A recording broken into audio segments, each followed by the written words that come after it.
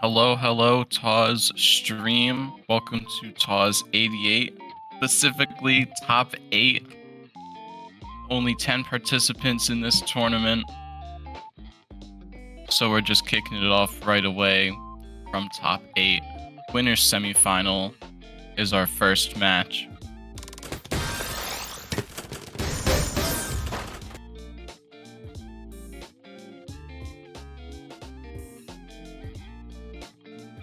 This first match is between Cyanium, the 4 seed, and Pig Eats Bacon, the 1 seed.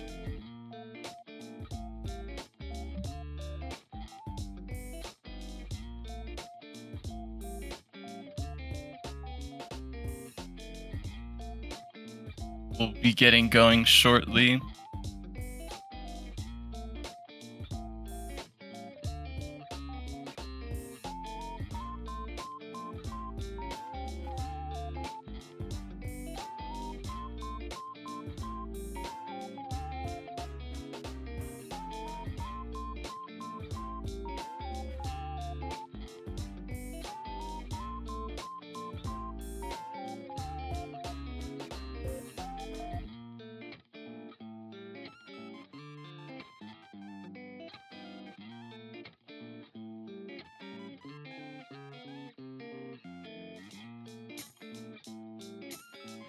Alright, so we could take a quick look at these players' stats. We see very similar APM, but Pig Eats Bacon has a little higher PPS and versus score, and in my opinion, the better name. They are also the 1 seed of this tournament. So we might be getting a warm-up. Maybe not. I don't know. The players have been waiting a bit. I imagine they'll want one, but they're probably just not really ready right now.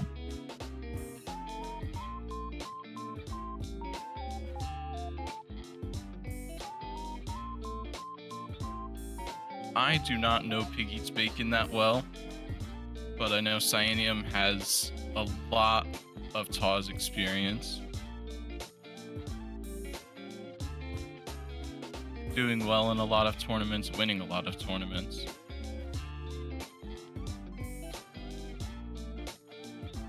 But Pig Eats Bacon is the 1 seed. Statistically, has the advantage.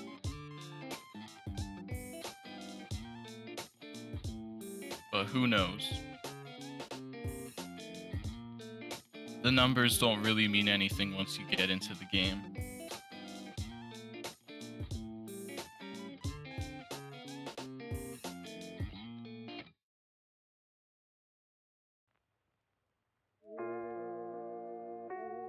Both players are still a little MIA.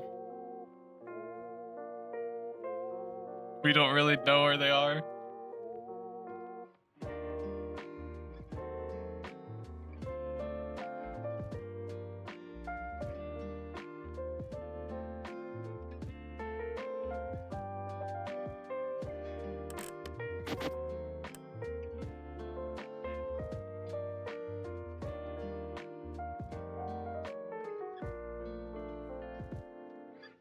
Okay, Pig is alive. That's a good thing. So now we just need the other player, Cyanium. Okay, he is also alive. Are we gonna get into a warm-up game soon?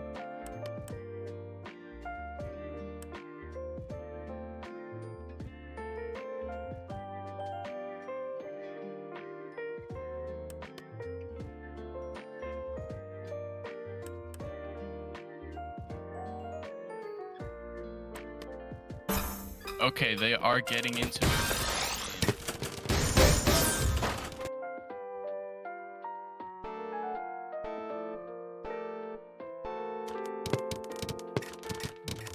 Alright, let's see what happens. So, Cyanium immediately starting out with TKI into a 6-line PC.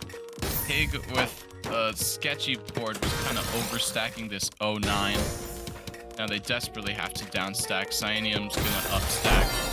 Has to take control. Quick 18-second warm-up. I don't know how much that actually warmed them up.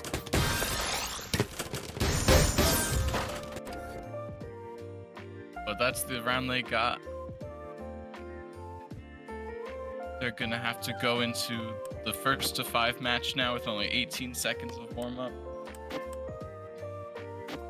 It could be worse. One time in one of my matches, I had a warm-up round that lasted only 6 seconds. It was just 2 quick PCs.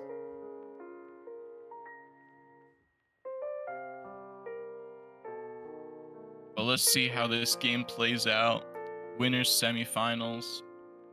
1 seed versus 4 seed. Should be a close match.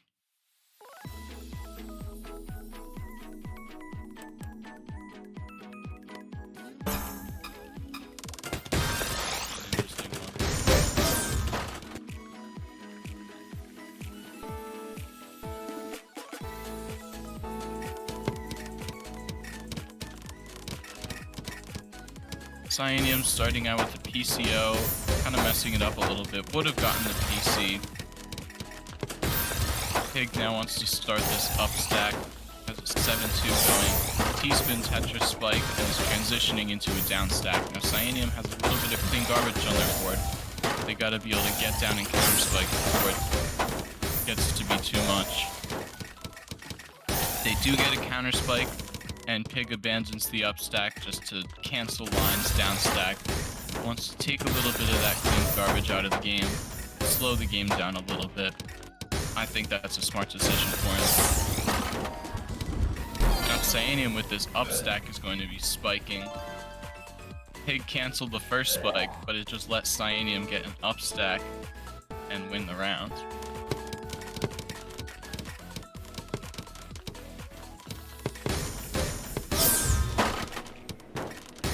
That could tell me Cyanium is setting a more aggressive tone this game. I know they usually like to play a more defensive, more passive play style. So to counter that, Pig might have to be more aggressive. Try and just get more offense going. Set Cyanium in a position where they can't... Okay, 2-line PC. And Pig would have had a Tetris PC. This is a wild opening. But in the end, both players just cancel all their lines. What I was trying to say is Pig needs to play more aggressively, make it so that when Cyanium gets an up stack going, they immediately have to down stack. They can't build anything up themselves. They have to react to whatever Pig is sending.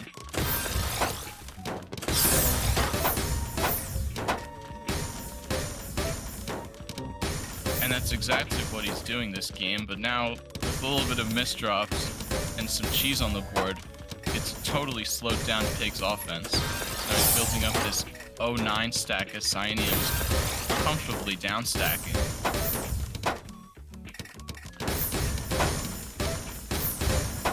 I think Cyanium is going to be able to get down, but Pig just has so much clean garbage on their board. This could be a really big spike for them. See, is he trying to build something? No, it's too late. He hesitated too much. He had a giant clean well. I saw a fractal there. That could be what he was trying to build. Couldn't get it off. Cyanium starting this SDPC spin with clean garbage on their board. Pig misdropping. This is going to be an easy win for Cyanium as they go up 4-0.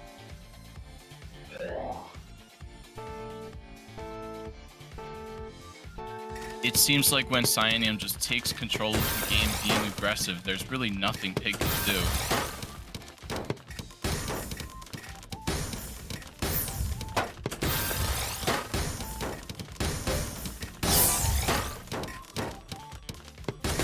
And now Cyanium again with just this opener into an up stack, trying to get more clean garbage sent. Pig now needs to counter spike. And he gets a counter spike, but then wastes T building a Kaiden. This is a giant overstack right here. This could be really dangerous for Pig, but it could also be a lot of lines sent. It could be real dangerous for either player. There's just so many lines going around. So much clean garbage, and in the end, it's Pig winning the exchange with a back-to-back 8-chain. That was really being greedy.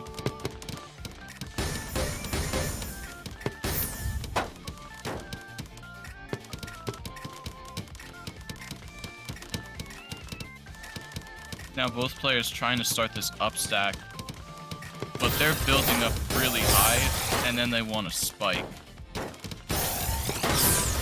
So we could see a lot of clean garbage being tanked on both sides. And this time it's Pig again. Their pressure is just too much for Cyanium. The difference that time was Pig chose T-spins that allowed him to keep his board flat and build another T-spin on top of it.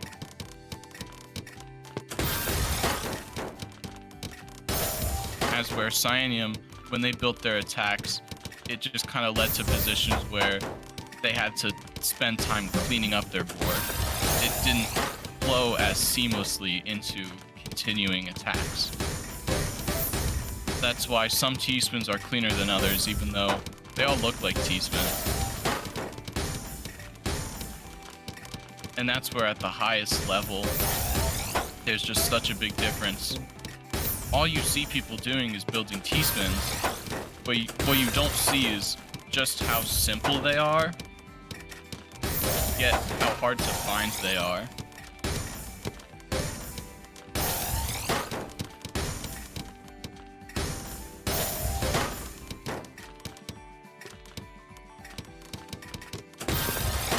Now Cyanium sending a little pressure. This could be the end of the match right here. Yes, it is. Cyanium wins 5-2 and is heading to winners finals.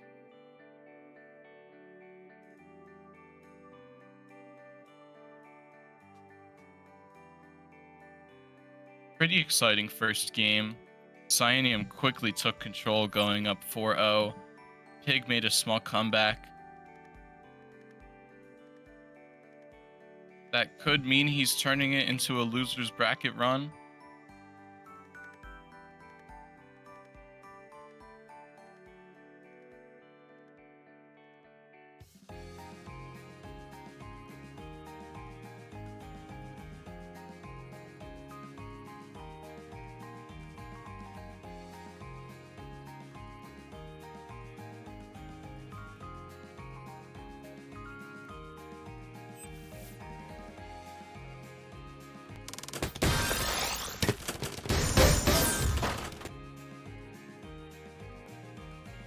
Now our next match is going to be between Nigeria 69-420 and El Chino.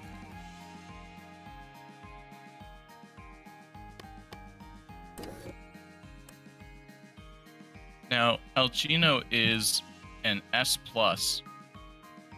so a lot lower TR than the other players here. Nigeria is a high SS rank. And he's also an Underdogs Cup champion.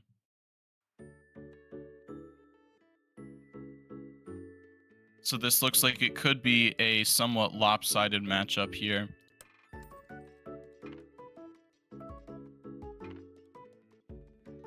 But Chino did upset Pink Lobster in winners quarters, the 3 seed, so they could upset the 2 seed.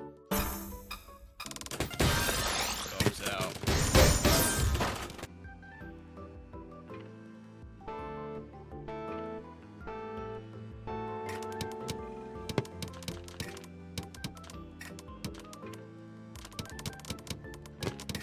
So now we have a warm-up round, and Nigeria is building a center 4-wide. El Chino is looking a little surprised, not too sure what to do, creating holes in their own up stack.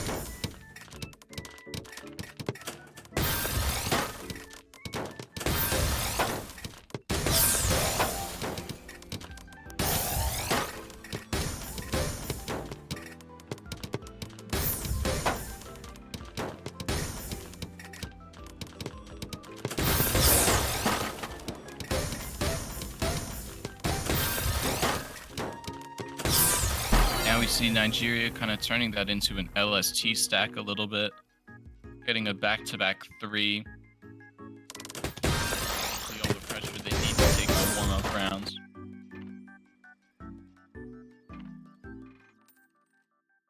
So now the other winners semi-final match. The winner of this goes and plays against Cyanium in winners finals. The losers heading down to losers bracket, top 6.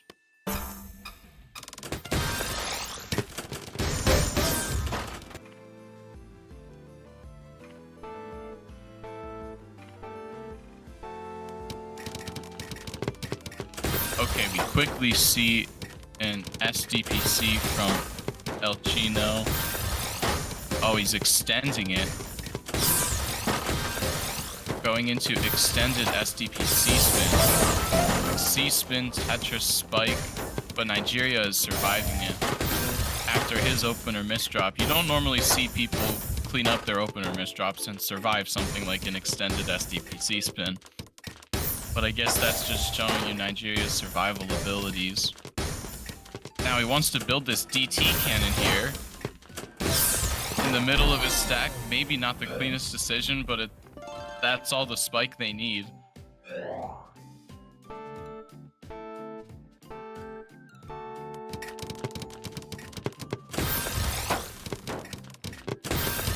Now Nigeria building SDPC spins.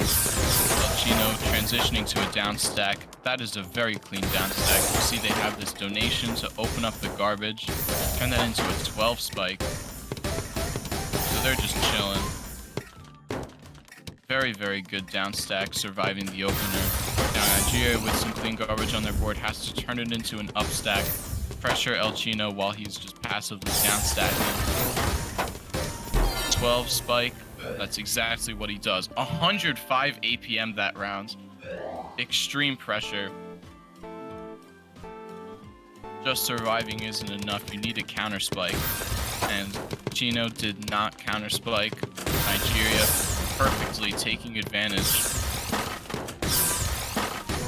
When your opponent's not really making any threats to your board, you're in complete control. And if you're in complete control of your own board, then you can be in complete control of your opponent's board. That's where just being able to turn on a switch, be aggressive whenever you want, whenever you realize it's necessary. Such an important skill. Not all of your offense can come from down stacking and counter spiking. You have to be able to take control and just build an up stack. Nigeria is showing that perfectly.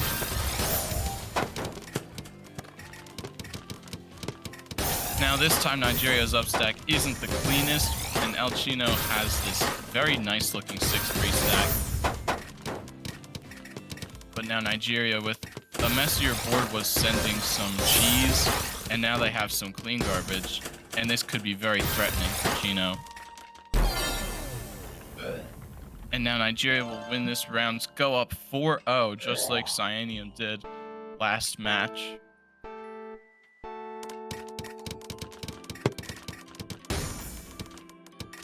Nigeria kind of misreading his cue on the PCO solve. El Chino trying to build BT cannon here. Now Nigeria with a lot of clean garbage on their board.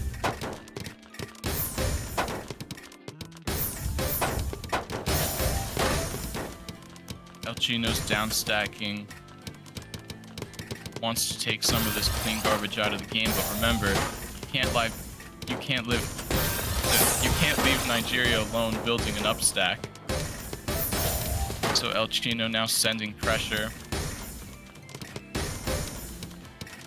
Trying to make it different from last round. Has to just send lines. Now he's opening up his garbage, sending some cheese. Got a big 9-0 stack, can turn it into a spike. But he just keeps building up, overstacking a little bit. Kind of neglecting the down stack, and that's going to be the game. Nigeria gets a 5-0 sweep.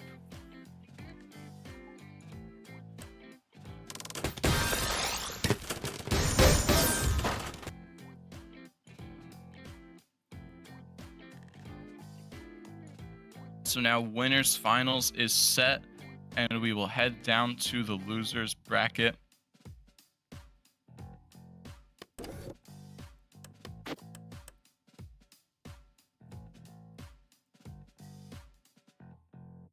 Our first match in the losers bracket will be between Pink and Alharu, I think. Yes.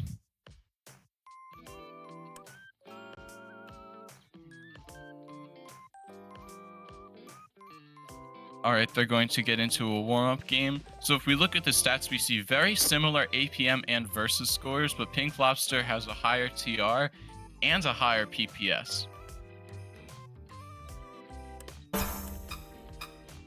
So you can interpret that how you want.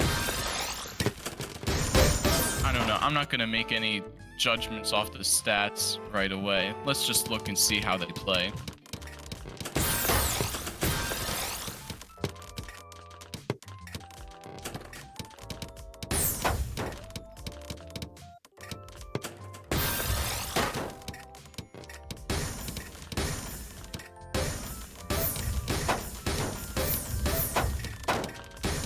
Pink Lobster staying down at the bottom of their board, sending a little cheese here. Alharu wants to build up this up stack. T-spin. Now transitioning into a down stack. Has to go through a lot of cheese. If Pink Lobster wants to spike, now is going to be the right time to do it. Alharu has to make sure as they're going through this cheese, they have to be canceling a lot of lines. Because Pink Lobster at the bottom, in complete control of their board. Alharu does get down.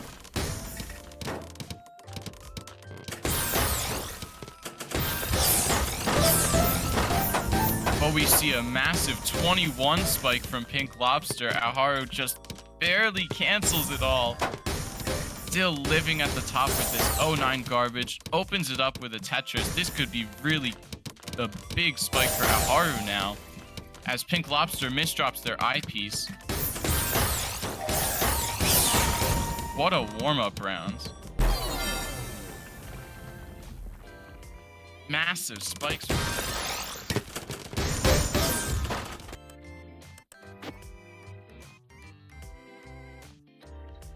That was an interesting round. It seemed like Pink Lobster used their speed advantage to get a lot of cheese on Alharu's board, and then slowly speed up the game with their own pressure. And then once they got that spike off, that really should have ended the rounds, but Alharu's survival kept them in the game, and then gave them an incredible counter-spiking opportunity.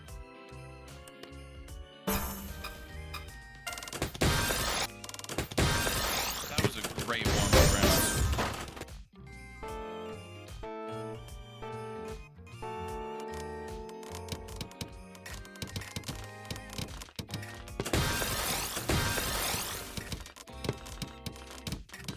Now let's watch Pink Lobster building an opener fractal. Alharu starting a 4-5 up stack, wasting a T into building a T-spin. So now they have a little overstack here, kind of funneling. Maybe they want to build a combo, but whatever it is, it's just too late as Pink Lobster gets a spike off and just finishes the round. Saying, no, I'm not waiting for you to get your little spike off. You overstacked, and I'm gonna punish that.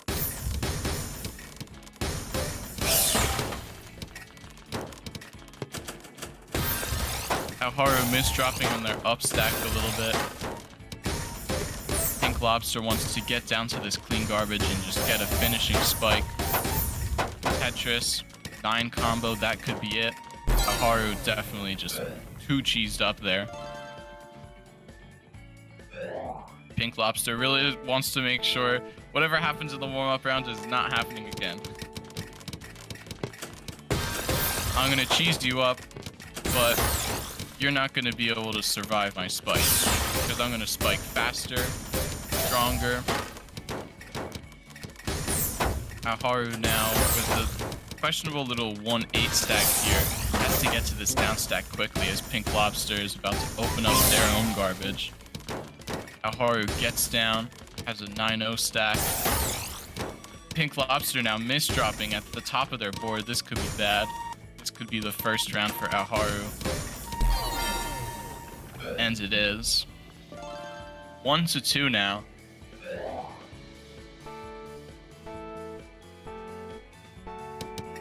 Pink Lobster has set the tone. They are taking control of the game with their cheese and their clean pressure. Aoharu just has to react appropriately.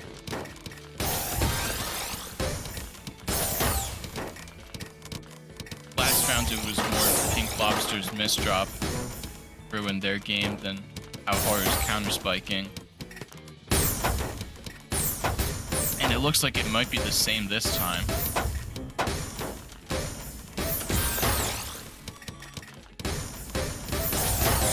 But now Pink Lobster has this multiplier down stack and gets the big 11 spike here. Now with some clean garbage on Aoharu's board, they have to get through it quickly before Pink Lobster gets any attack. Any big kill spikes ready. Pink Lobster taking a while now to open up this 09 garbage. Down stacking. So they'll definitely be safe. They're starting this 9-0 up stack. But is the pressure going to be enough? It is. Pink Lobster goes up 3-1 now in this first to 5.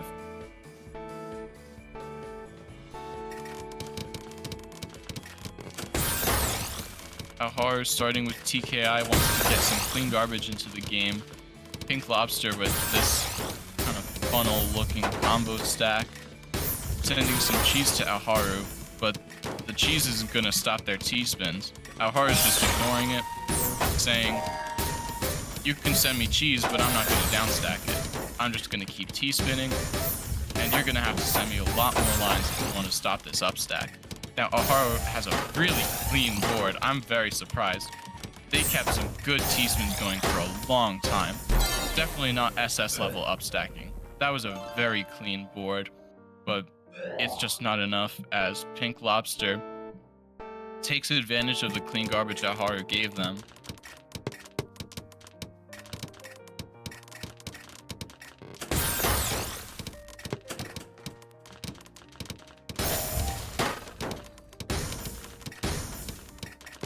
Now Pink Lobster looking to get a possible big downstack. 12 spike. Very efficient and is going to win the game 5-1.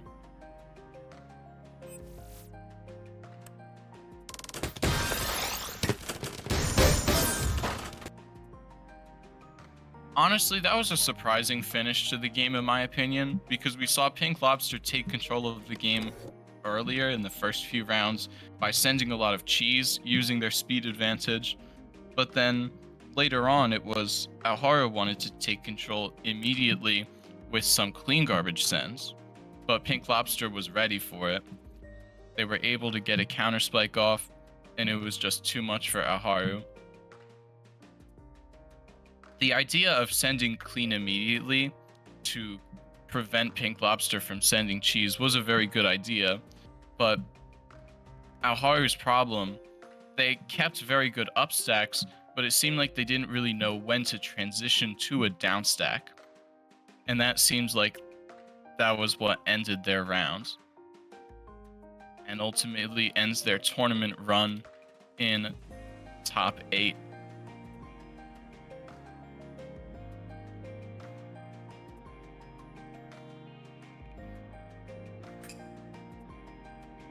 But as just a player with 21,500 TR, they will have time to learn, time to improve. Definitely looking forward to see how they get better in the future.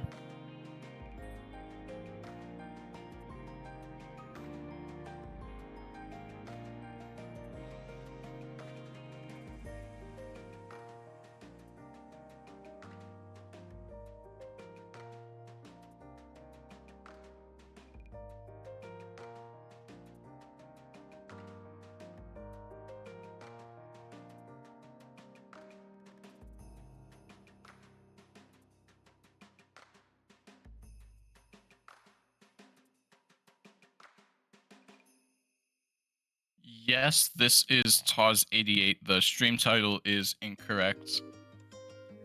Let me see if Pink Lobster can fix it.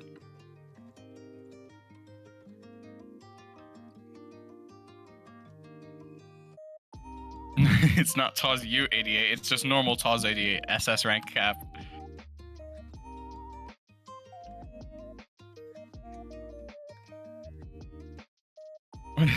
Yeah, your U ranks.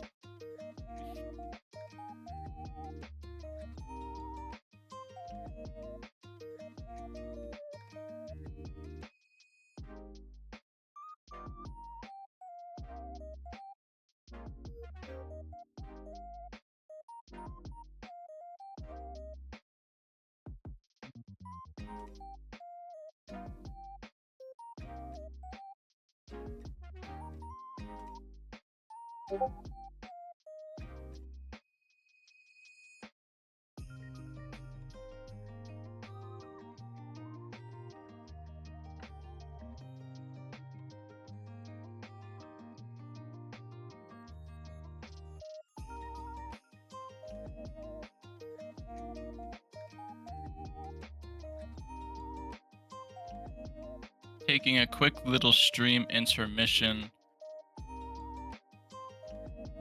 If we want to look at the bracket in challenge. So we have our winners finals match set between Cyanium and Nigeria. We're currently looking at the losers bracket matches. Right now, we just have one last top 8 match between Civilier and Ouya.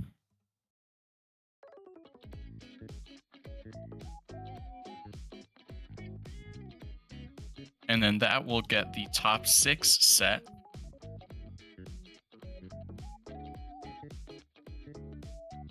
We just have to wait for Pink Lobster to return.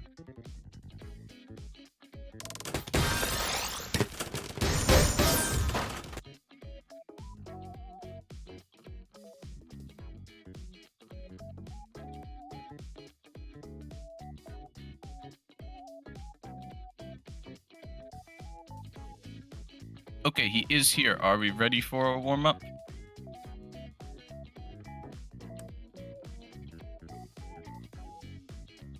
I think the players are ready. We're gonna get this warm-up match started between these two players.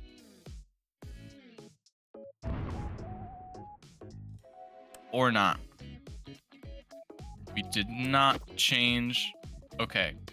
Yes, now it is 1st to 1. Get the real warm-up started.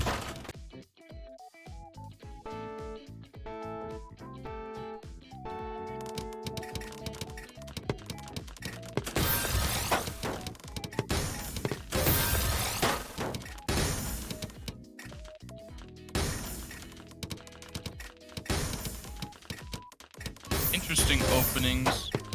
Not much garbage getting thrown around. Players want to keep it kind of chill. Ouya starting this upstack. Teaspoon Tetris spike. Civilier cleaning up their board sent a lot of cheese to Ouya, so now Civilier has cheese, or Civilier has clean on her board, and Ouya has a little bit of cheese that they have to work through.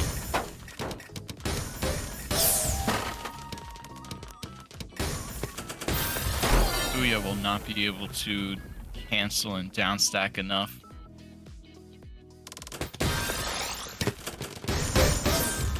Civilier is going to take the warm-up rounds.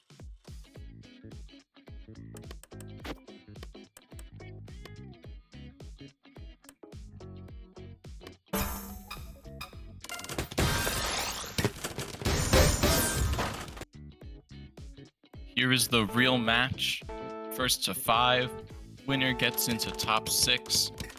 Loser, I can't really say they go home. We're all just playing online. But they are out of the tournament. Now, Ouya's starting this up stack.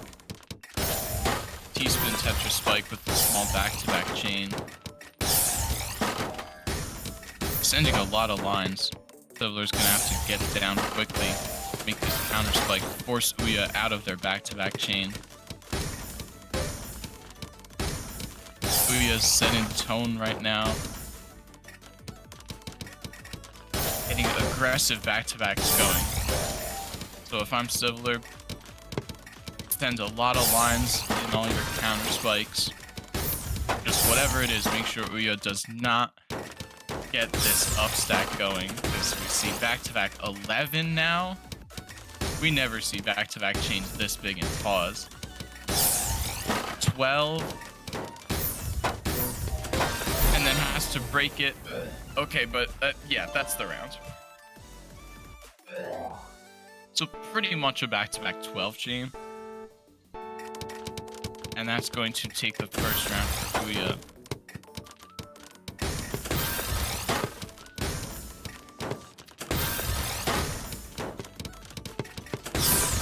Now, extended SDPC spin for Ouya. Again, Civiler needs to really just get down, get a big counter spike going. Do not let Ouya take control of their own board.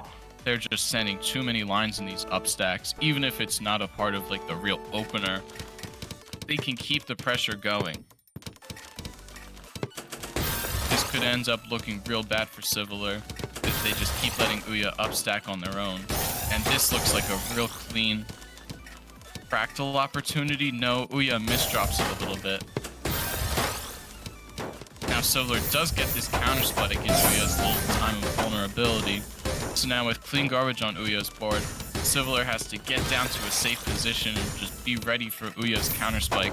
But I don't think that's gonna happen, as Ouya is setting up this T-spin double Tetris spike. 20 spike. Could have extended the combo, and Civiler just had self-made cheese, some misdrops.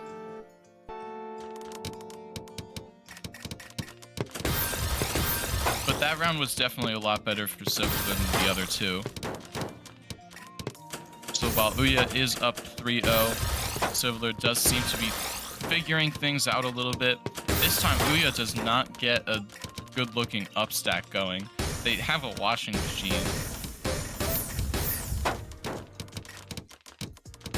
Shout out to the washing machine fans. I'm sure there's plenty of you in chat.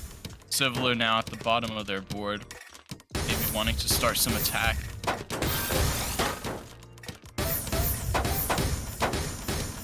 Ouya is a little bit cheesed up. You want to make sure that you can keep them at the top of their board. Keep them from getting down and just starting their own up stack. Because we all know how dangerous that is. They won the first 2 rounds like that. Just building their own up stacks.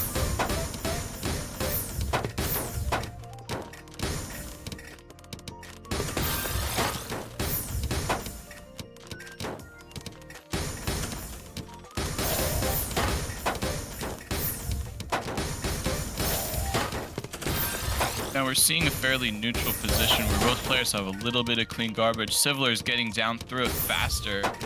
Ouya has a lot of clean on their board, but they might just not have the time to go through it, as Civiler looking... No, they're not really sending many lines, they're just kind of skimming down. Now's not the time to be down stacking, now's the time to just keep Ouya at the top of their board, send lines. But this is where often a lot of times you see these SS ranks struggle a little bit, because their offense is a little inconsistent.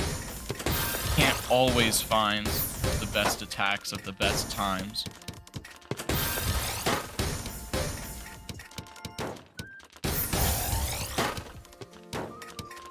And now again, we're kind of back to a neutral position where both players have a little bit of an up stack, but they also have a little bit of garbage.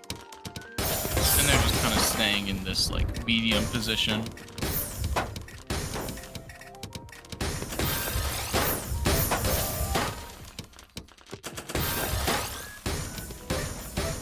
Now Civiler with this clean garbage wants to take control and wants to get a counter spike off.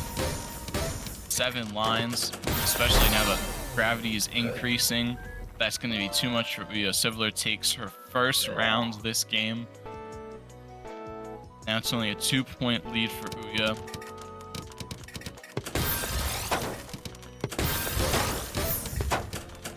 Sivler going with short openers. Wants to be able to take whatever garbage they get and just go through it as quickly as possible. But Ouya is really greeting this extended SDPC spin, knowing Sivler's going to be more passive. They're not really going to be able to stop that.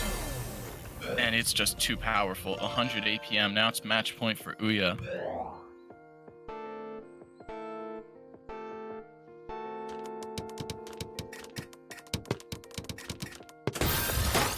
Ouya has PCO, but they're not going to take the PC.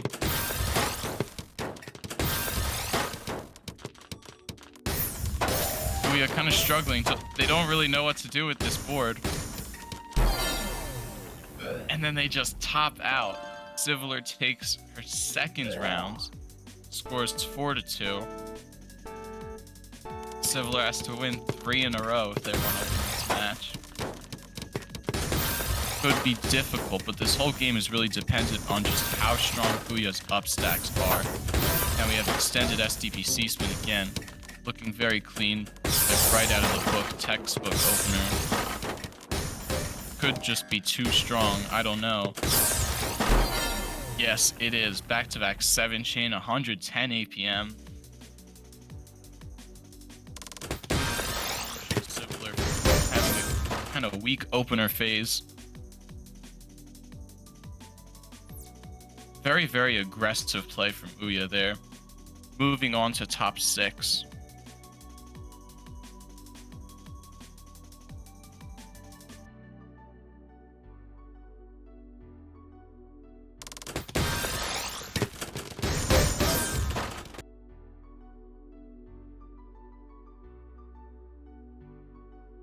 Now we are going to have 2 more losers bracket matches. And then we will get into top 4.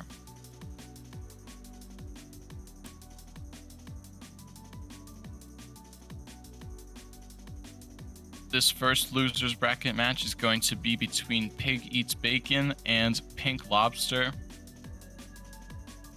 This will be tough for me. Pig and Pink sound a lot alike. Do I have to call them Bacon and Lobster?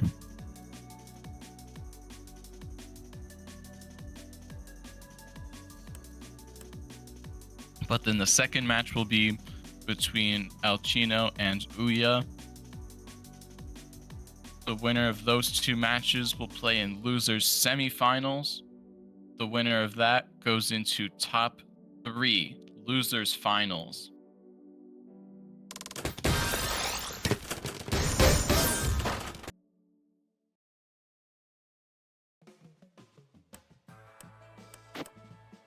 So now Lobster and Pig.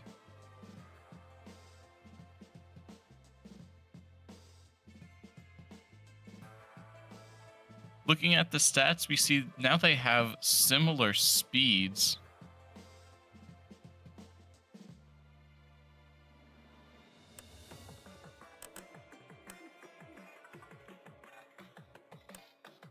Oh, did Pig just get U rank? Like, how long ago? 21 minutes ago. Wow. So while in the tournament achieving U rank, I don't know how many times that's happened before. But they are the 1 seed. They are the closest to U rank. Who knows? They could channel that U rank energy, win these rounds, get to losers finals. They might get revenge on Cyanium. Who knows?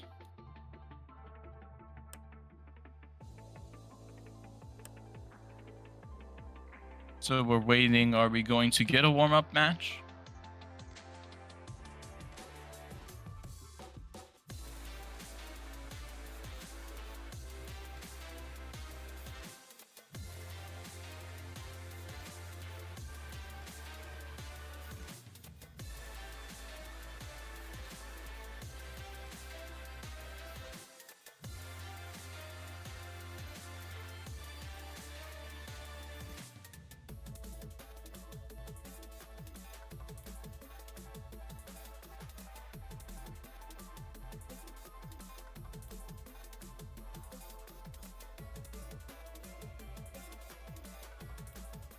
looking back at the stats, Pig has a lot higher APM and versus score, but the speed is very similar.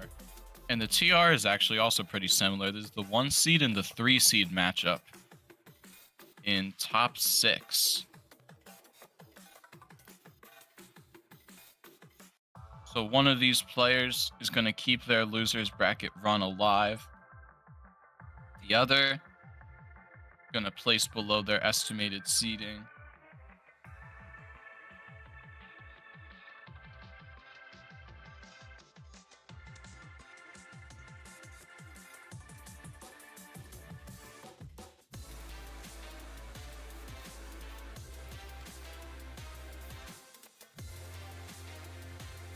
So Pig is going to request a warm-up match right as Lobster takes a 1-minute break. Small delay. In the meantime, hello chat, how are you doing today? You don't seem very active.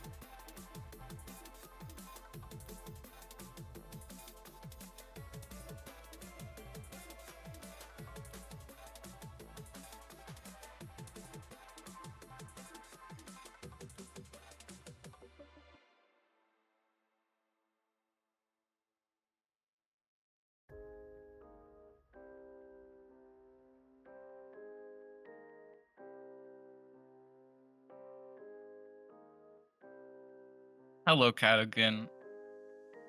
I am doing fine. Seeing some exciting matches. I think last time I staffed a TAWS, the matches were not this interesting.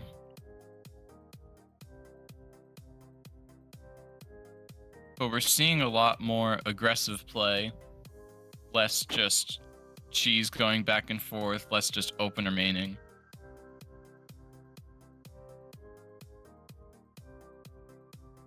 Well, maybe you could say Ouya's last match was a little bit of open remaining.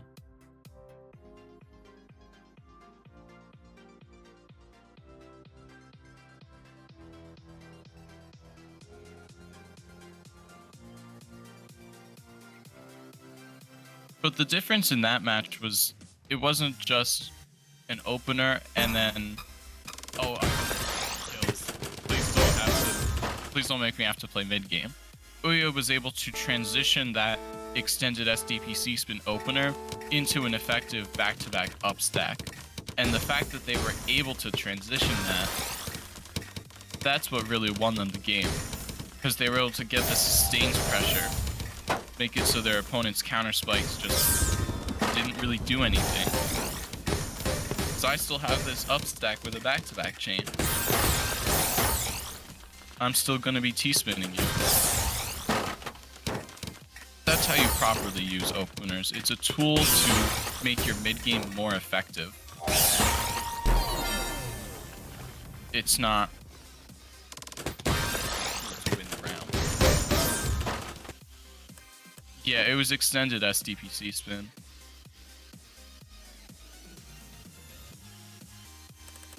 SDPC spin gets a C-spin spike at the bottom of their board, but extended SDPC spin goes a little bit higher, building this up stack, and it tries to make a C-spin Tetris spike.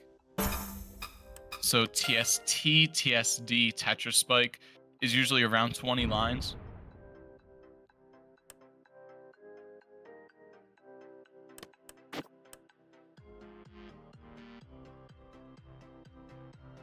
But then because of those back-to-backs that built in the opener, Ouya was able to keep it going into very clean pressure into the mid-game phase. It wasn't just, my opener's over, now all of my attack is over. That's where I'd say these games are more exciting. Because that's just a higher level of play. A more advanced use of openers. Now, Pink Lobster 25 multiplier spike. Wow. Massive. I'm just looking at their board and I'm seeing, okay, that's a combo. Wait, that's a multiplier. Wait, they see it. Oh my gosh, 25. And yeah, Pig, no. Nothing you can do there. That's just too much. Now, Pink Lobster may be a little too excited from that last match. Gets a little jittery.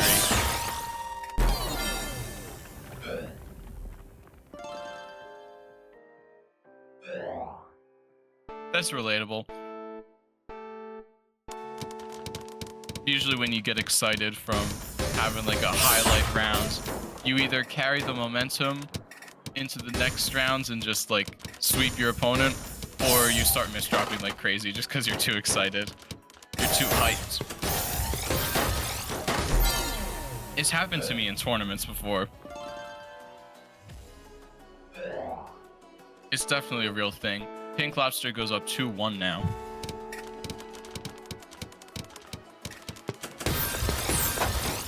See a TKI from both sides. I'm in a little bit of pain right now because Pig Eats Bacon. Last round they missed a 2-line PC. This round they missed a TKI PC.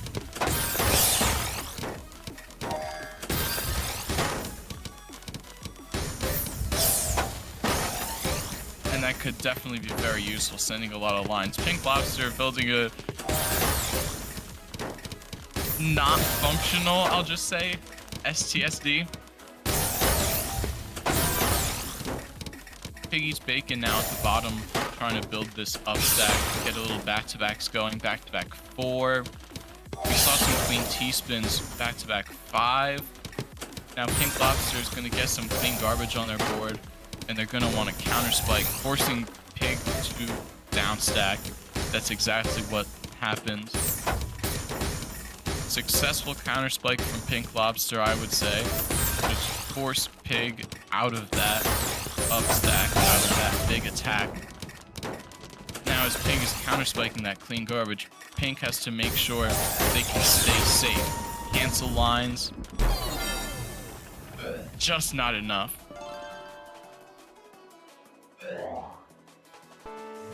That's where it's so difficult. When your opponent gets a big up stack going, they're threatening to just kill you right away. So the only thing you can do is counter spike them, forcing them to down stack, forcing them to skim, forcing them to break that back-to-back chain. But then the problem with doing that is you send them clean garbage, so then they could just seamlessly transition into a counter spike. So it's so difficult. You have to be able to counter spike and then stay safe. You're adding and then immediately removing clean garbage from the game. It's just so difficult to do. That's why it's so important, if you have the skills, to be able to just take control of the game right away and be the stronger offensive force.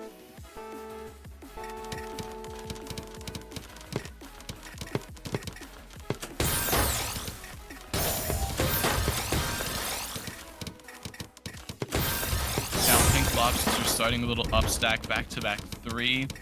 They want to take control of this game right away. Misdropping an L piece. But now Pig with the clean-looking T-spin Tetris spike that's going to go into down stacking some clean garbage. They maintain back-to-back 6 with that T-spin single. And now they have a little hole on their board. It's not going to mean much. Pink Lobster now just a little bit cheesed up. Wants to skim down.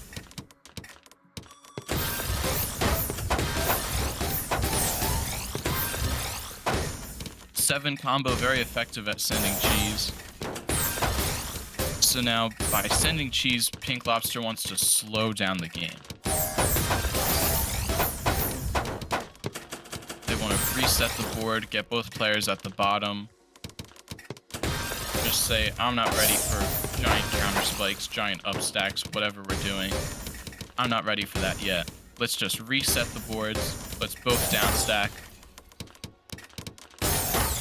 But the problem is, Pink Lobster, while they were sending cheese, they weren't really doing the best job of down stacking and canceling lines. So Pig Eats Bacon took advantage of that and just built this up stack and really threatened Pink Lobster with a lot of pressure, and then it was just too much. So now the game's tied at 3-3.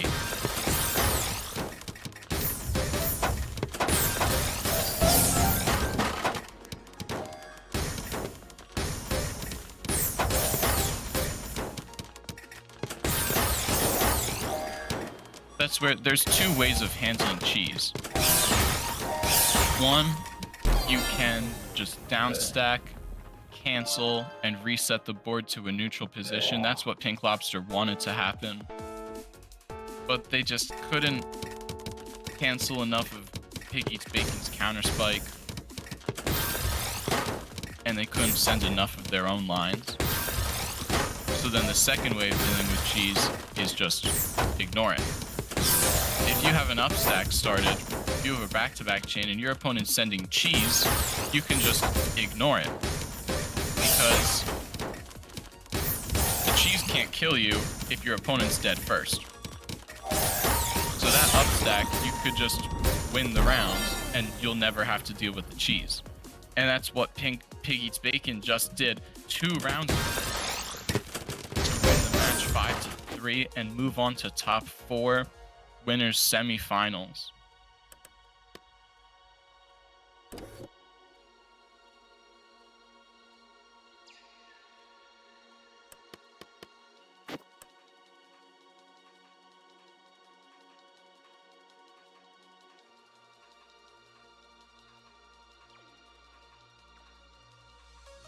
On the plus side, now Pink Lobster can just focus on being a stream host.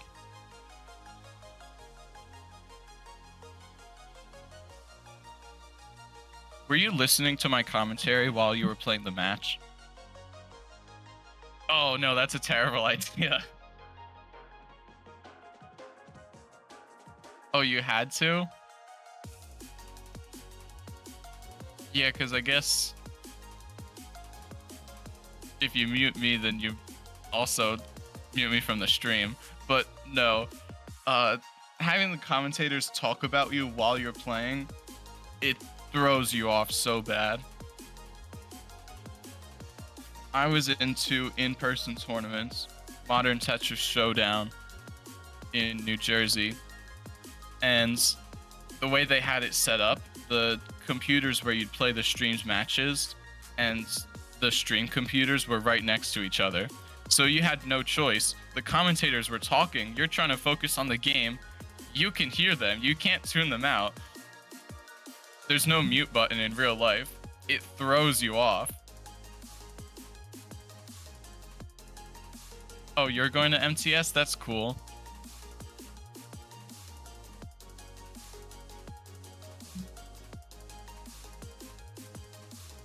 But then also when you get like a really hype moment,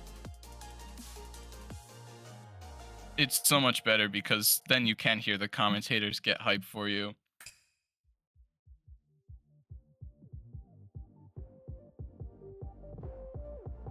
And that's a very motivating thing. It makes you feel like you have home court advantage.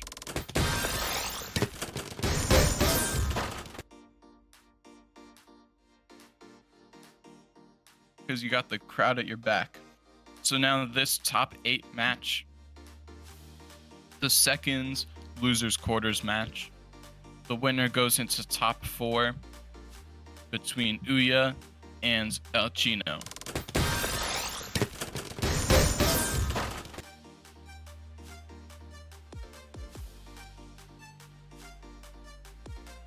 So as you can see, the winner of this match will play Pig Eats Bacon in losers semifinals.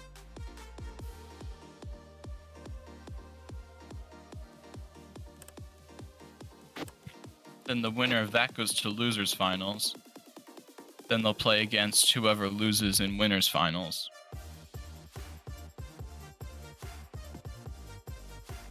And obviously, whoever wins losers finals and winners finals will play in grand finals.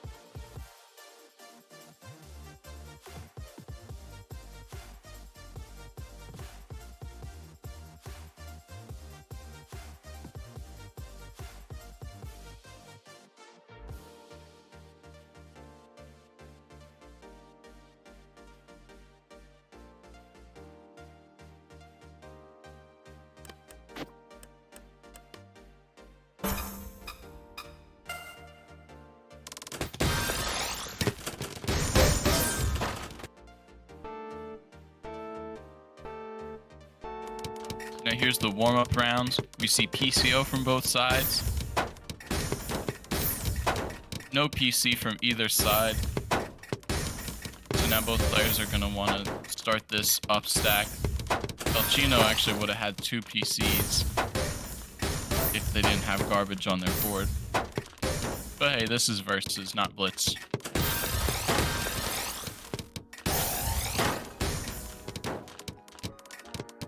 Now El Chino with a little questionable upstacking, maybe a little misdropping. Wants to build this T-spin. Ouya's just kind of chilling at the bottom. Their last match we saw, they were very aggressive building up stacks. Now maybe it's just because it's a warm-up round. Both players are just kind of chilling with a little cheese on their board. Neither one really feels the need to take control of the game, be aggressive.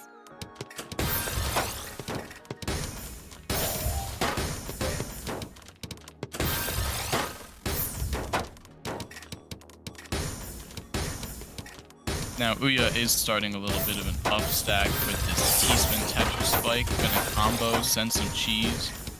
4 combo, 11 spike. That'll just be too much for El Chino's warm-up rounds. So now as we head into the real game,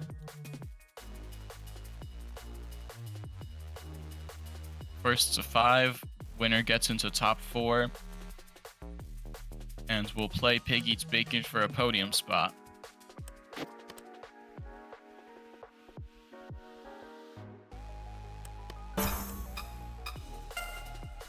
Stats look actually pretty similar, despite El Chino being an S+ rank, while Ouya is towards the middle of SS rank.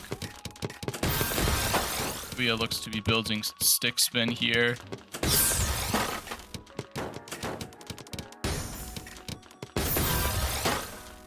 But they waste a T piece, so as you can see, there's a lot of overstack on the left side of their board. Maybe struggling a little bit. Their board is not clean at all. Could not clean up from that overstack and that wasted T. So all the lines that were used in the stick spin spike, that was a counter spike by El Chino, and Ouya was not ready to survive it. Not ready at all.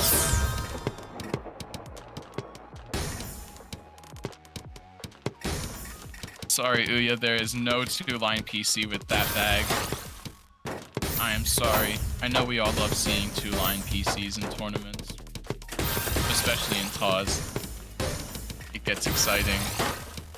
So instead, Ouya has a little bit of a 2-7 LST-ish kind of stack, but he's gonna have to skim, break back to back. Now building this T-spin.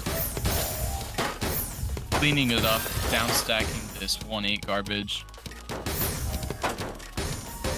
They're just opening their garbage holes patiently, making sure they never give up on their pressure. Just keep sending lines.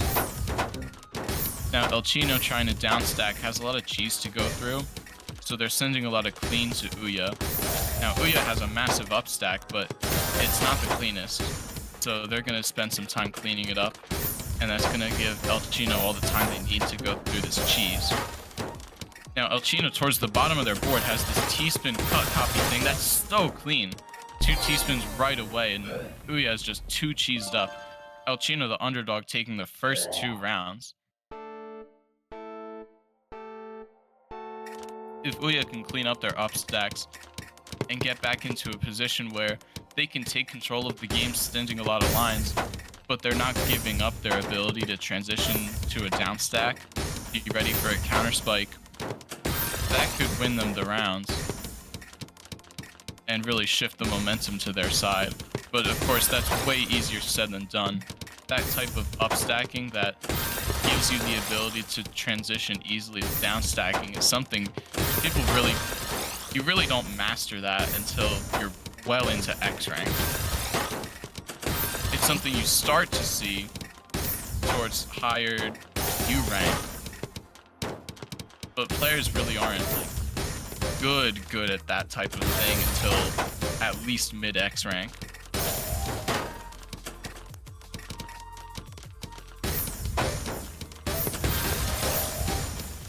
It just takes so much T-spin vision and board visualization skills to be able to see how to get both up stacks and down stacks at the same time. That's really how you maximize your efficiency. Get your offense through your defense. And then you see less of these big overstacks. People wasting time, wasting pieces.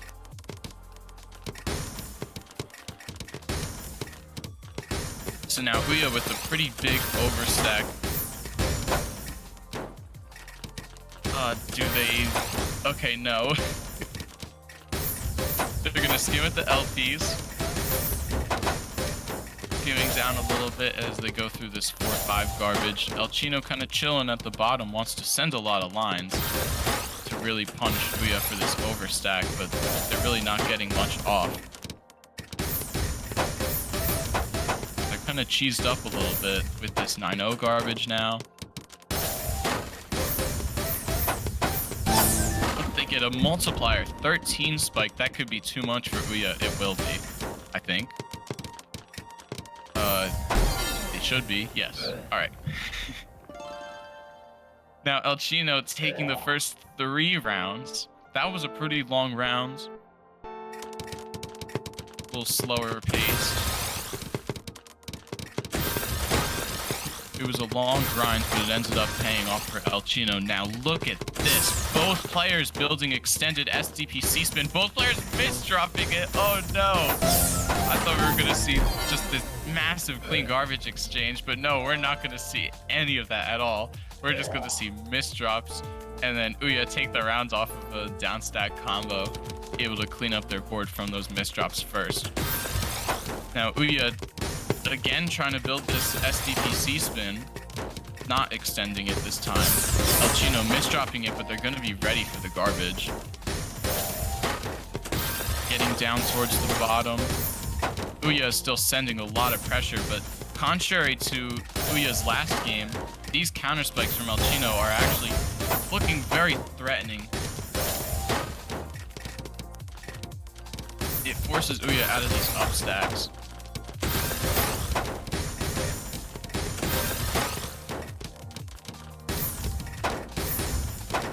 And now you can see this shift where at first it was El Chino with a lot of clean garbage on their board.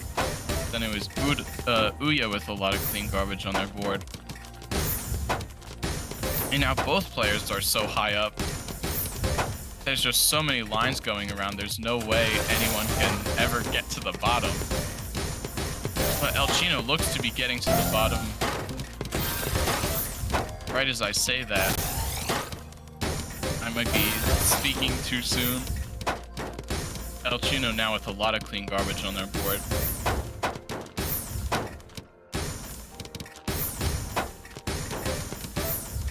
There could be an exciting finish to this round.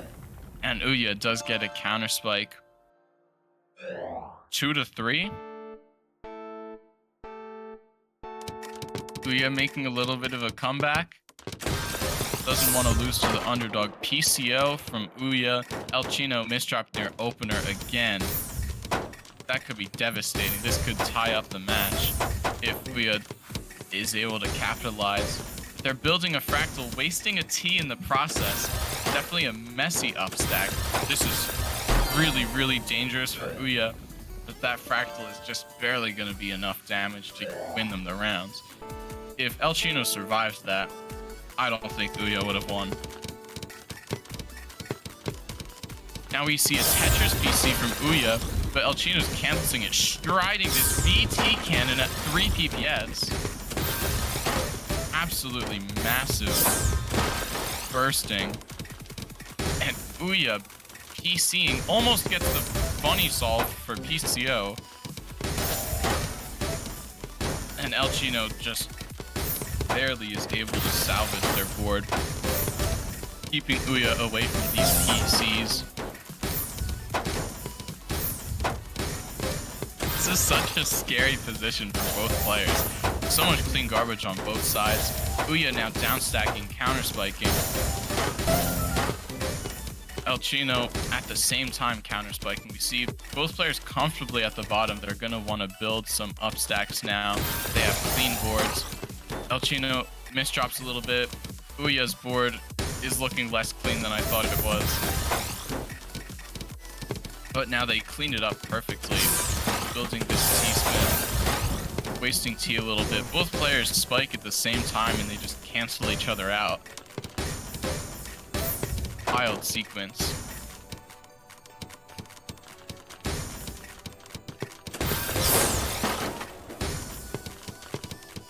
Now Elchino with his counter spike, Ouya is really on the ropes. Just one more send. That's it. Elchino now is taking match point.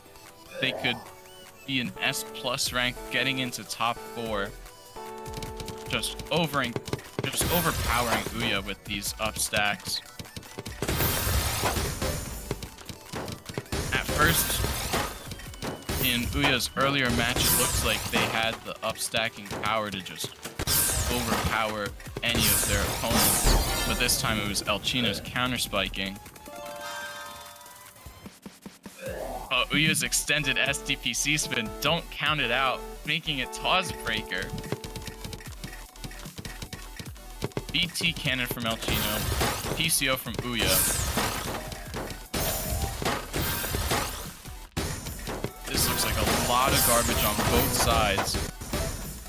Elchino almost had the BT cannon PC, but couldn't quite get it. Now Ouya cleaning up their board with a little bit of clean garbage.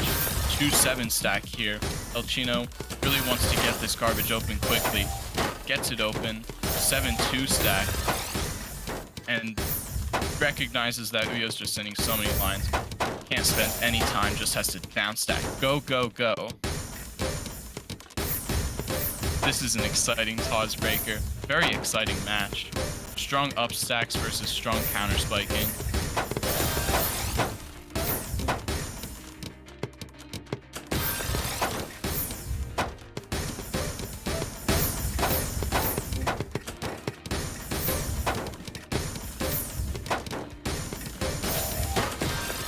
Now Ouya getting to the bottom of their board. Elchino also at the bottom, but still with a little bit of garbage and big misdrops. Oh no, what a way to end it. A minute-long round ended with a kind of relaxed Ouya up stack. Just sending T-spins at the bottom, waiting for a counter spike, but Elchino misdrops, can't get it.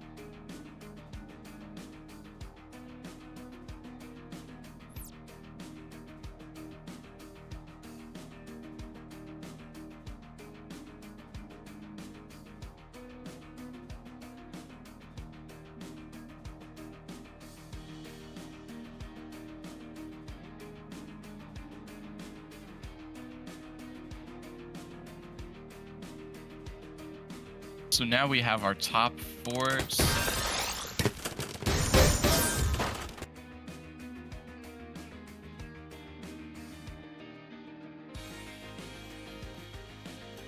Are we going to winners finals, I think? Yes.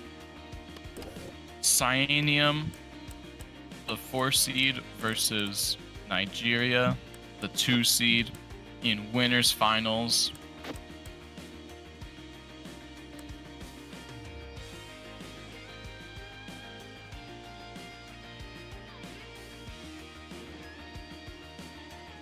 This could be an exciting close game. Nigeria has higher stats all around, but Cyanium has a lot of experience. I don't know how much I trust these players' stats, to be honest. I don't know how much I trust them. Let's just watch the game, see how it plays out. I'm sure it's going to be real exciting, just like that last match was.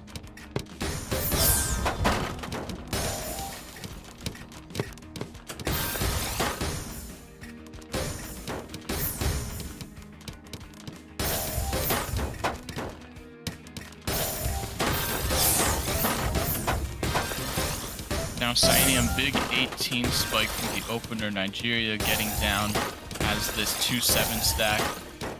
Wants to turn this into a solid counter spike. Cyanium again, 14 spike. Taking those up stacks, making big attacks out of them. Now Nigeria again with clean garbage. 3-6 garbage. Down stacking now. Miss drops a little bit as Cyanium has this STSD built.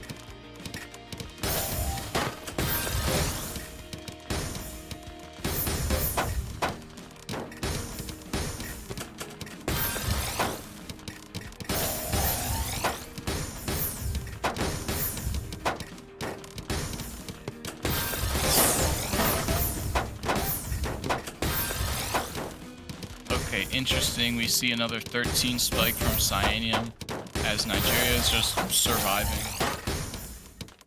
Chilling a little bit, wants to see what is Cyanium's offense like. Can I survive their attacks? Seems like Nigeria certainly can survive. Now let's see the reverse. What happens when Nigeria takes control, starts sending a lot of lines? Seems like Nigeria doesn't want to take much control.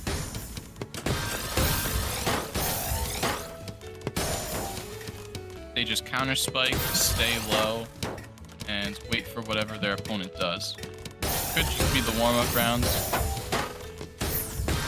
I don't really remember much about their previous match.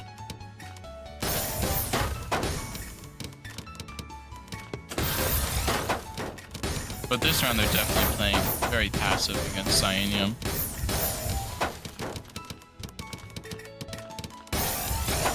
They have very similar speeds. Cyanium is overall sending more lines, but that'll happen when you're doing more upstacking. While Nigeria is just gonna try to chill at the bottom.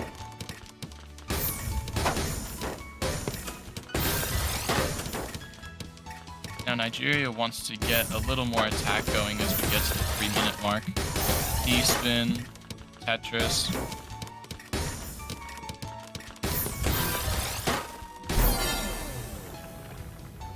Nigeria, not the most efficient attack, not the fastest, but it's going to be enough to take this warm-up round from Cyanium. 3-minute long round, that's a very long warm-up.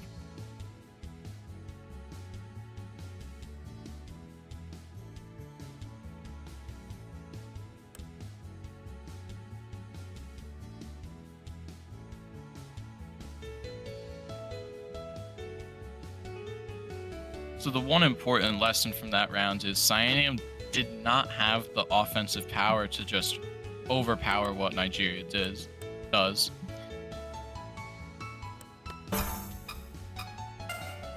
So as we head into the real match, what we'll see is Nigeria, whether he's playing passively or aggressively, he's going to be the one in control of the game. Cyanium just doesn't really have the attacking power to overpower Nigeria's defense. Can't really force him to change the way he plays. Now Nigeria has this massive upstack, very different from the warm-up rounds, trying to send a lot more lines. Now if you're sending more lines, also you have to expect more in return. So now Cyanium is going to get this 13 counter spike, combo, down stack, whatever, as Nigeria at the bottom is getting cheesed up a little bit. Wants to make sure he cancels a lot of lines as he goes through this cheese. Perfect. 7 combo down stack for Nigeria. Then it's going to turn it into some T-spins. Now Cyanium with a little up stack wants to transition to a down stack. Tried to do a donation, open up the garbage with back-to-back, but couldn't really get it. Now they have a very clean T-spin Tetris spike that opens up the garbage. That is a very, very strong, I call it a count to 6, because you're clearing 6 lines over the garbage to open up, clean well. And that's something that's a very advanced. If you can maintain your upstack really well, you can consistently get those off. But I think at this rank, it's more just a product of you get good luck in your up stack. Your well just happens to be the right height. You find the clean enough T-spin.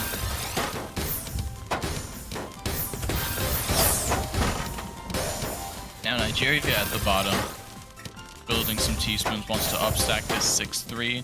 Cyanium wanting to down stack. He's keeping a very clean board. I'm honestly impressed. They haven't hit any self-destruct buttons yet. But this is what we should be expecting in winners finals.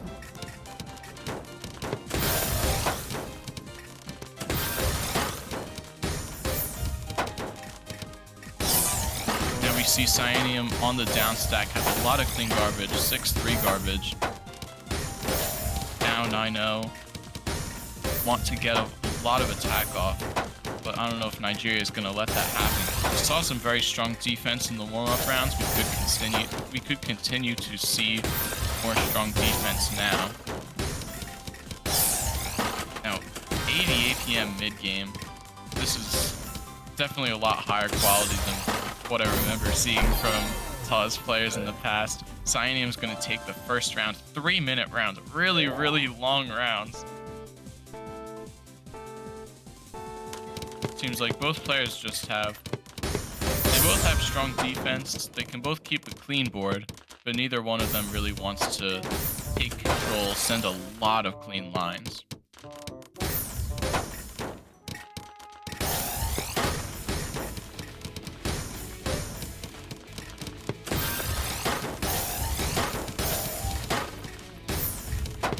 Just say something about their playstyle. Maybe they recognize that their upstack skills are not up to par with their opponent's defense skills. And then they're both just kind of waiting for the margins time to kick in, force those big clean garbage sends, or just wait for somehow you get lucky. Like Nigeria just had a very strong down stack counter spike, but Cyanium's still chilling. Counter spiking, goes up 2-0 now after just a 1-minute round.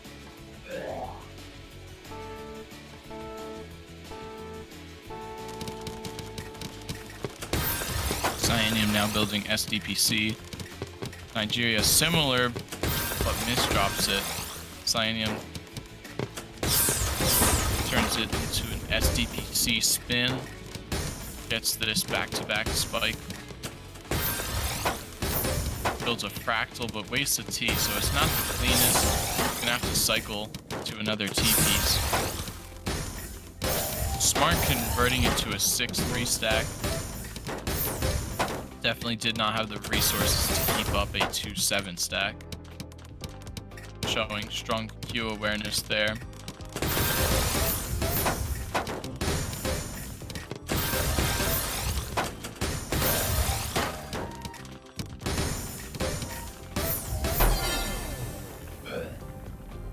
Cyanium again going up 3-0 now, wanting to pave their way into winners finals.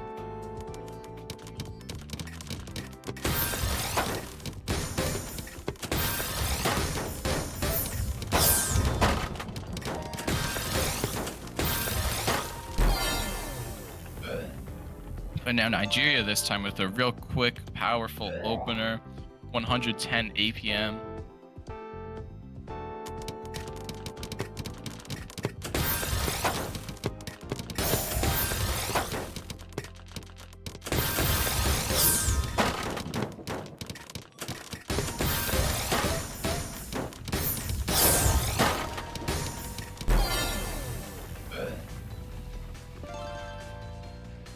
Impressive PCs from Nigeria to take the second rounds now, wanting to keep it close.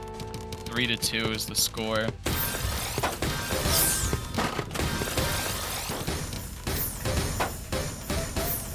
Nigeria can't get the PC for SDPC. Cyanium did a good job stopping it, forcing Nigeria to tank lines. But now going into this 0-9 counter spike, looks like it could be a lot of attack for Nigeria. Cyanium is going to be able to get down, open up their own garbage. building a T-spin, then opening up their garbage.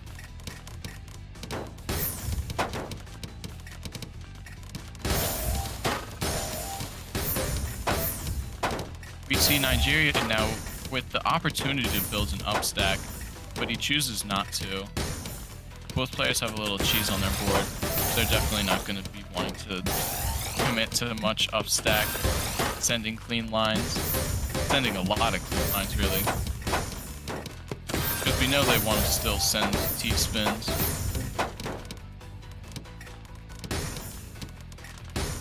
Keep them from just letting their opponents get free attack. Cyaneum is struggling a little bit in this 1-8 stack. Nigeria also struggling with that 9-0 clean garbage. Just a little more. Cyaneum now goes up 4-2. It's match point.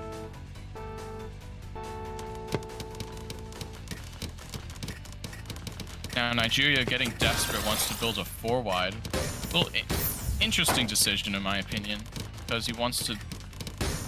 The decision to 4-wide means you want to send a lot of cheese. And I don't really know how much each player... Okay, you know what? Never mind. That was just a kill spike. Straight up. I'm honestly amazed that Cyaneum let that happen. He went for PCO and just couldn't transition it into an upstack. He just really got overwhelmed. Couldn't cancel, couldn't do anything. So that's definitely a very powerful tool for Nigeria, it seems.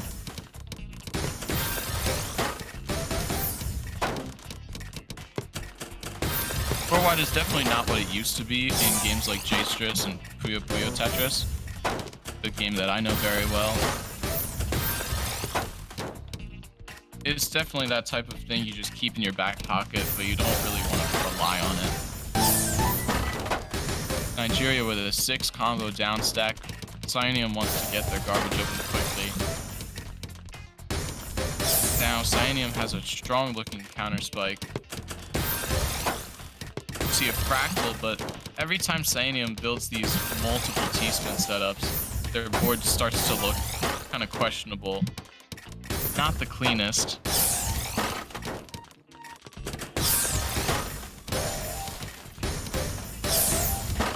So now Cyaneum's slowing down a little bit, trying to figure out how to clean up their up stack. Gonna give Nigeria a perfect amount of time to get this count to 6.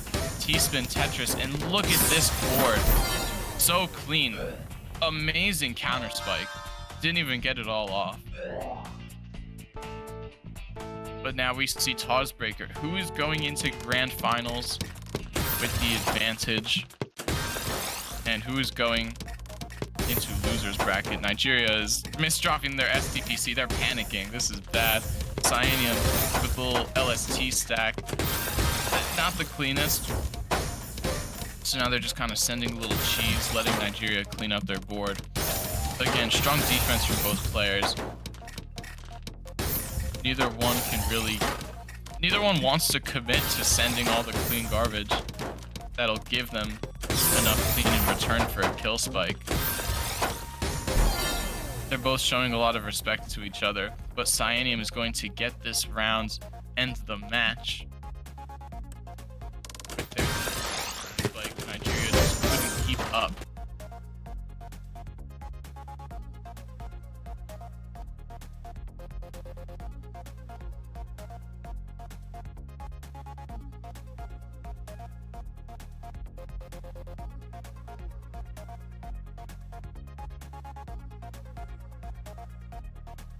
That locks up Cyaneum's spot in grand finals.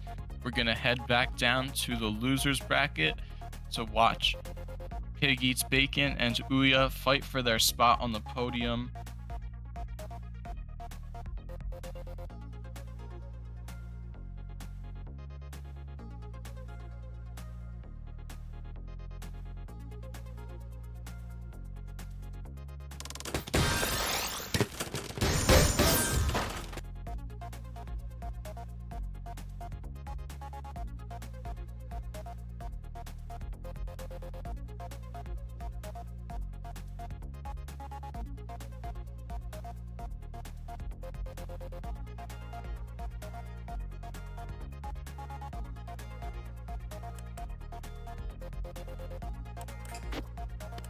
So now Pig Eats Bacon versus Ouya.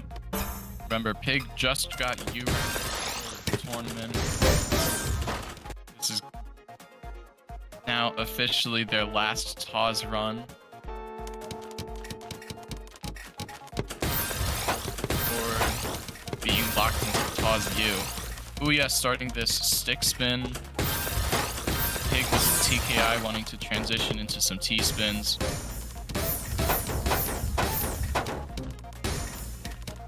But instead just down stacks. Sends a lot of cheese Ouya's way.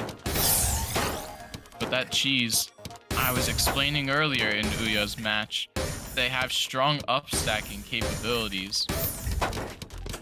You can't just send cheese and expect that to stop their up-stack. And that is proven in the warm-up match. Ouya does a perfect job of just not caring about the cheese.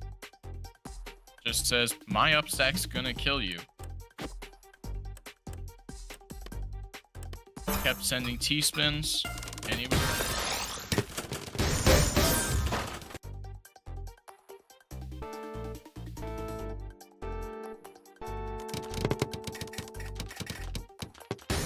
So now PCO from both players, no PC for either player. Ouya transitions into a 4-5 up stack. Very clean as it's able to get a donation possibly and open up the garbage, but that's not what Ouya does. Ouya decides to skim a little bit to open up this garbage now. And a questionable downstacking decision from Ouya leads them to messing up their board a little bit. I do not know what happens on Bacon's side either. But both players, they definitely don't have the boards to keep up a lot of strong attacks, so they're both going to be down stacking, they're going to reset their boards, take the garbage out of the game. Ouya is able to clean up their board first. And seamlessly switches back into just attacking, and Pig Eats Bacon's going to pay for not being able to clean up their board fast enough. Ouya takes the first round. Ouya now building stick spin once again. Bacon also building TKI again.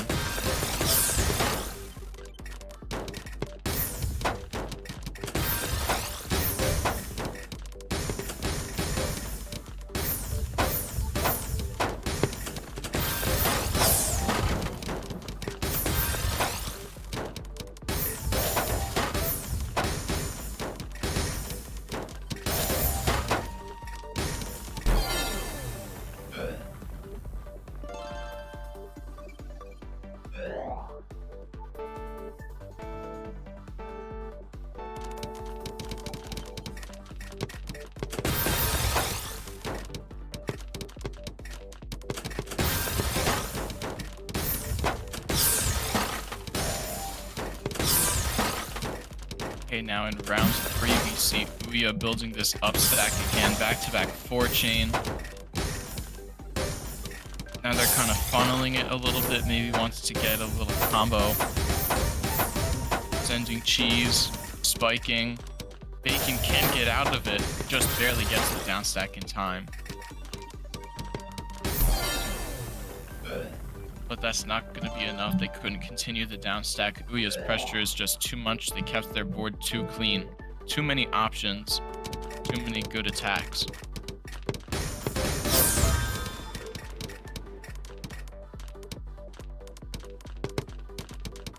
Now, Ouya, after getting a PC, is hesitating. They want to find another one, but they're not going to find it. And in that time, Ouya was hesitating. Pig is building an up stack. Starting a small back-to-back chain, they're probably not going to get very far with it. They're T-spinning, going to cancel some of the cheese Ouya was sending. Very good. Good timing. Ouya, again, not the cleanest board, so they're going to combo a little bit, send some cheese. And Pig just keeping their board clean. Yes, they're able to send Tetrises through that 9-0 stack, and that'll be all the pressure they need. They were able to continue it into a down stack if they wanted to. but the round's already ended.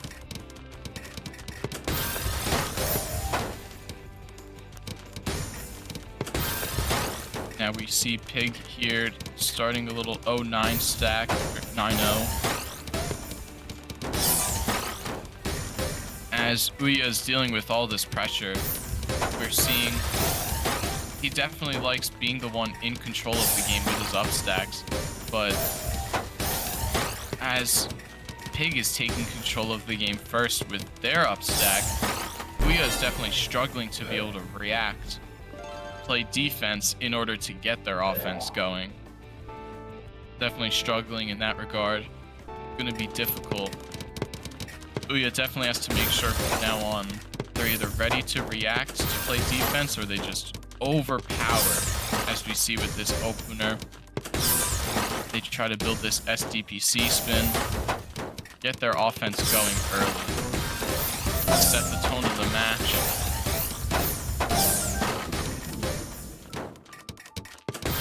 Now, Pig did a great job defending there, sending a little cheese to Ouya. And now we're seeing big attack.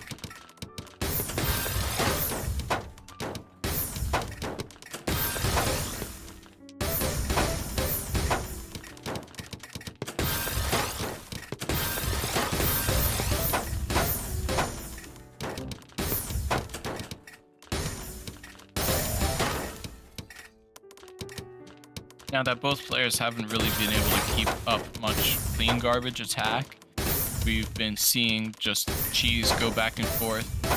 Both players saying, I don't really feel comfortable sending a lot of clean garbage right now.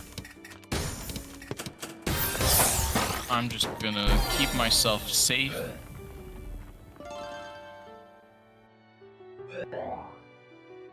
Pig Eats Bacon, after getting through the cheese first, is the first one to get back on offense, punishing Ouya for their slightly weaker downstacking abilities. Now Pig misdrops their TKI, wasting 2 Ts, building a T-spin. That up stack isn't going to go very far, so they're just going to skim it down. Ouya's up stack is also not looking that great. They're just kind of comboing it a little bit. They want to cancel lines. We might see a little cheesy start to this game. Definitely not as fast-paced as some other rounds, where both players are having strong openers. So now we're seeing a gradual increase in clean garbage as Ouya is feeling more comfortable getting this up stack going, and Pig is keeping their board clean, able to open up the garbage, able to counter spike it.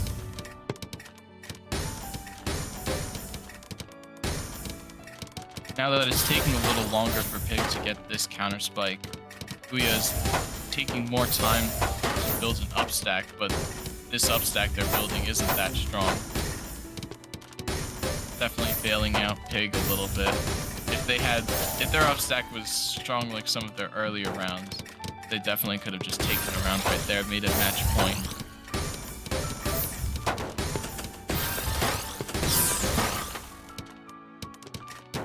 So now Bacon at the bottom of their board with this up stack, a little bit of cheese, but his goal is attack. He realizes Ouya is in danger, and perfect job of just continuing the up stack, realizing your opponent's in danger. Kept the attack going perfectly. So now we see SDPC from Ouya and a PC from Pig and almost another PC from Pig, but we see now a lot of 0-9 garbage on Ouya's side. Double Tetris and Spike. Pig has to get down quickly if he doesn't want this to be a TAWS breaker. He has a cancel. Very smart canceling. Able to just barely salvage their board. Ouya dealing with a lot of garbage. But that's a very clean down stack. A lot better than some of their previous rounds. And they're able to force TAWS breaker again. I think this is the 3rd one this tournament.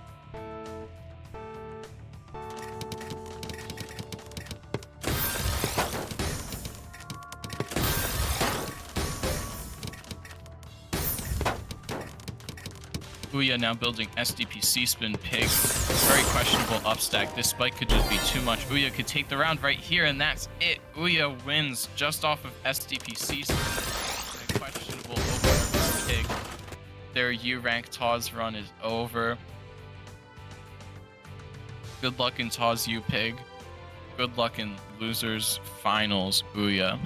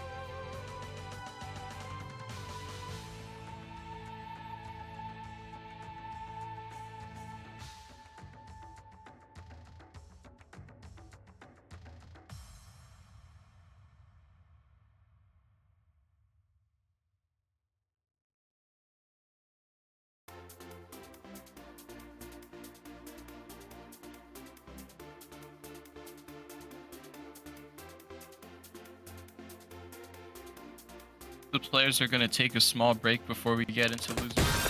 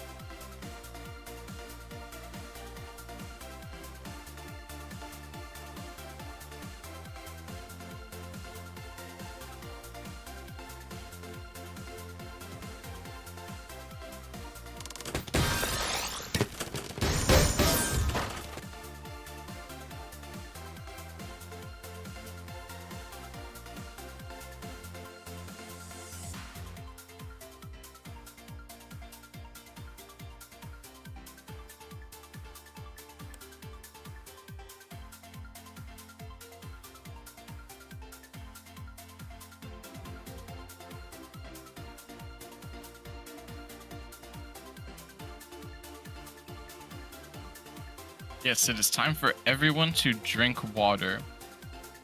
Thank you, Pink Lobster, for the health recommendation.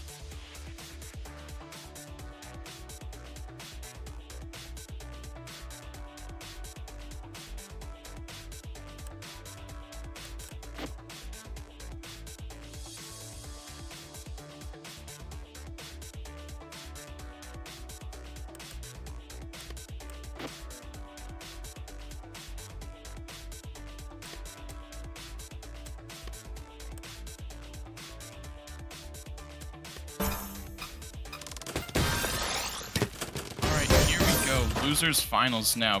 Small break over. Keep your water next to you.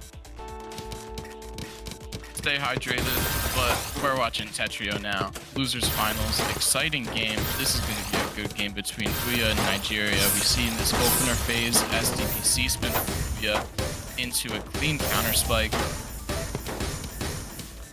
But Nigeria, we saw really great defense from Nigeria against Cyanium. Cyanium did a great job in that match of getting the game going with an opener up stack. They put some clean garbage in the game because obviously they're a strong defensive counter spiker.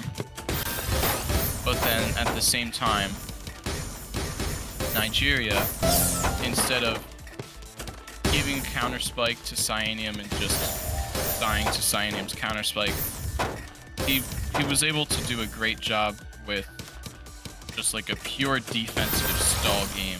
A lot of the rounds went to like 3 minutes long. And it ended up in TAWS breaker. It was definitely a great defensive showing from both players. But I think it'll be interesting now to see Ouya's offense is going to get fired right back at him. I'm interested to see how that's going to change this game.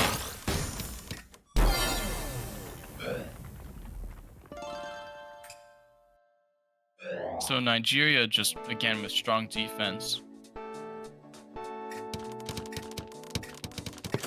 Yep, that is not a warm-up game. That is the first real round. Nigeria starting this opener up stack, back-to-back 3-chain. This can't end well for Ouya if their opener up stacks are getting overpowered.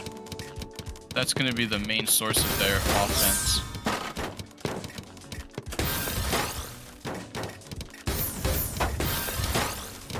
It's going to be a quick match if Ouya can't find a way to adapt.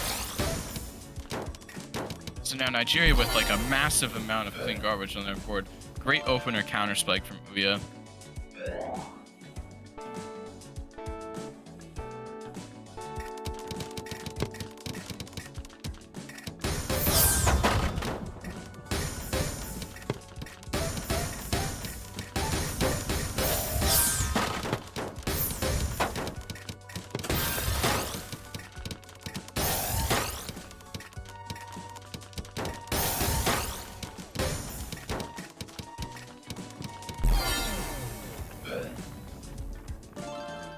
Now Nigeria goes up 3-1 after a quick opener counter spike.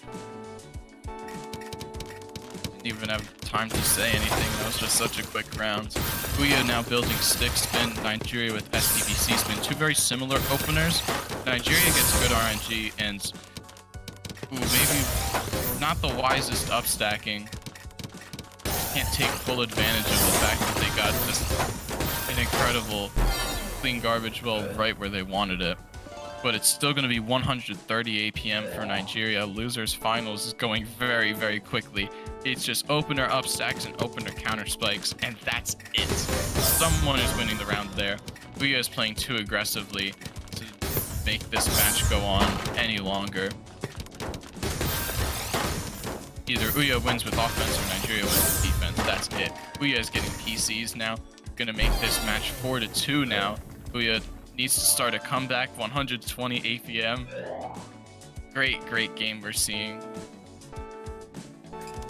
Much faster pace than winners finals.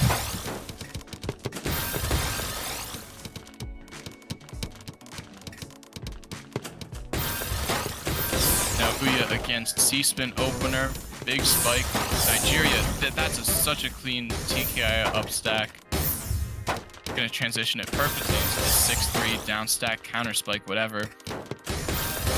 Wasting T building the overhang, but this is so clean. That's a very good fractal, much different from some of the other fractals we've seen today. 2 T-spins right away, turning into that perfect spike, and Ouya is surviving it.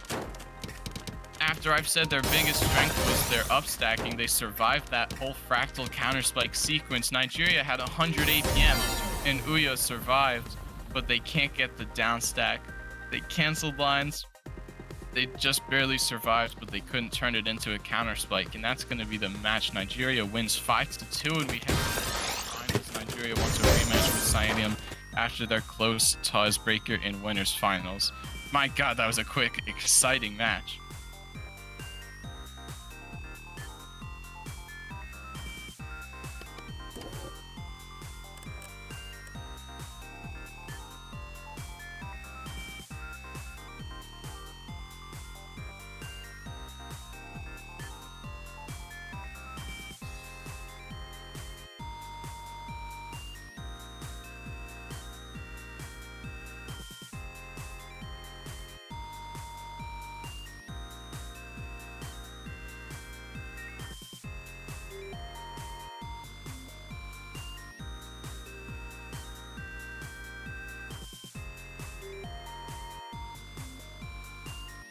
Nigeria has his water. This is getting good.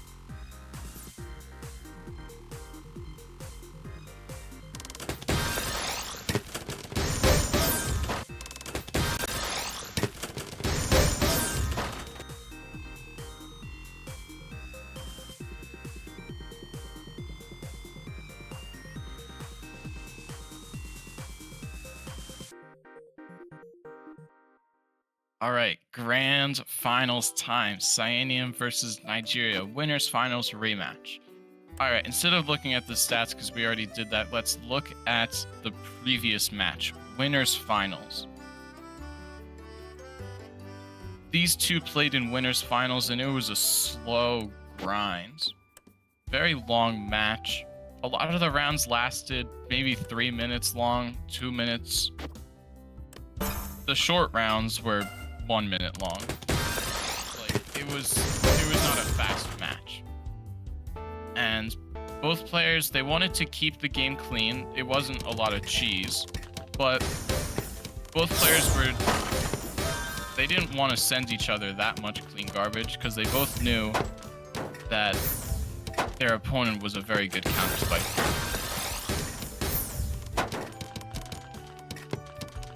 So neither person ever really thought my upstacking is going to overpower my opponent's counter spiking and survival skills. Now Cyanium's here building this fractal, but again, it has to go right into a skim. Not the cleanest upstacking we're seeing from Cyanium, but it is going to be strong enough to take the warm-up round from Nigeria and now survive the APM.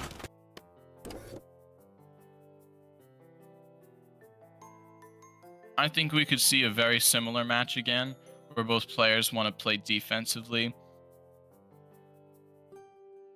Because neither player really needs to go on the offensive. They can survive each other's counter spikes, but as long as they keep the game clean, they just wait until whatever margin time happens, or they wait until they get good RNG with one of their counter spikes.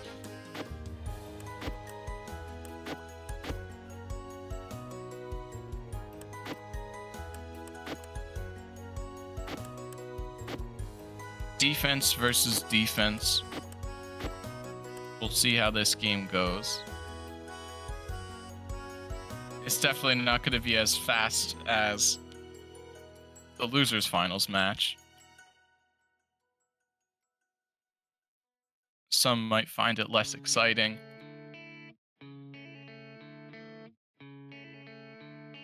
but it's going to be a good close match, good for grand finals.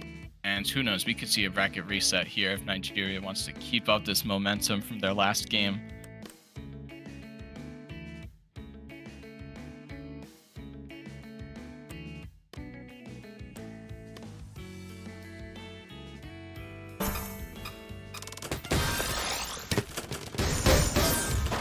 Grand finals time, TAWS 88.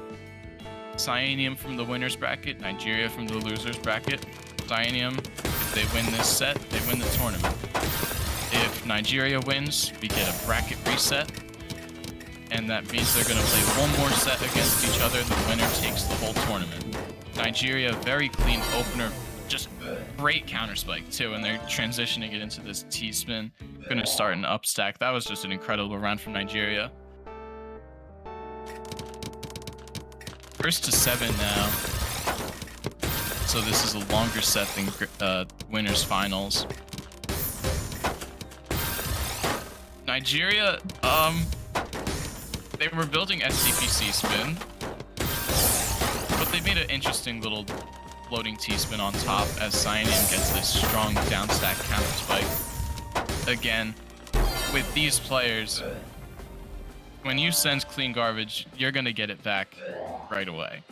So neither of these players feel very comfortable being aggressive and starting up stacks. They recognize I'm probably not good enough at up stacking to overpower their opponent's defense. Now Nigeria is starting just putting a lot of clean garbage into the game, and because it's the opener, they're naturally staying safe on the bottom of their board. So Cyanium with his STSD gonna go into a combo down stack. TSD Tetris spike. Nigeria with a lot of clean garbage has to go through it fast before Cyanium can start an up stack. And that's exactly what he does. Nigeria's still strong defense is just gonna overpower Cyanium, who can't cancel or down stack, just can't do anything. It was too strong. Nigeria takes the second round. Little misdropped SDPC from Nigeria.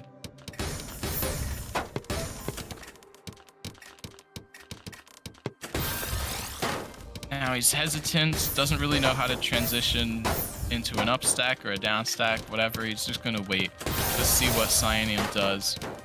Nigeria is gonna be reacting to that. So now Cyanium with a little cheese because Nigeria had that misdrop. Steaming through it naturally sent cheese. Now we see Nigeria with clean garbage on the down stack. But as Nigeria wasn't sending many lines before, Cyanium is in a fairly safe position as long as they can keep their board clean. Actually, who knows, I might have jinxed them.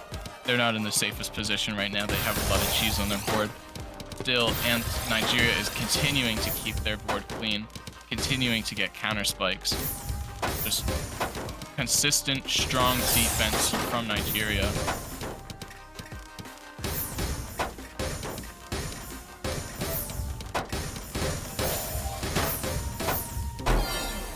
And Cyanium is going to win that round off of a down stack combo.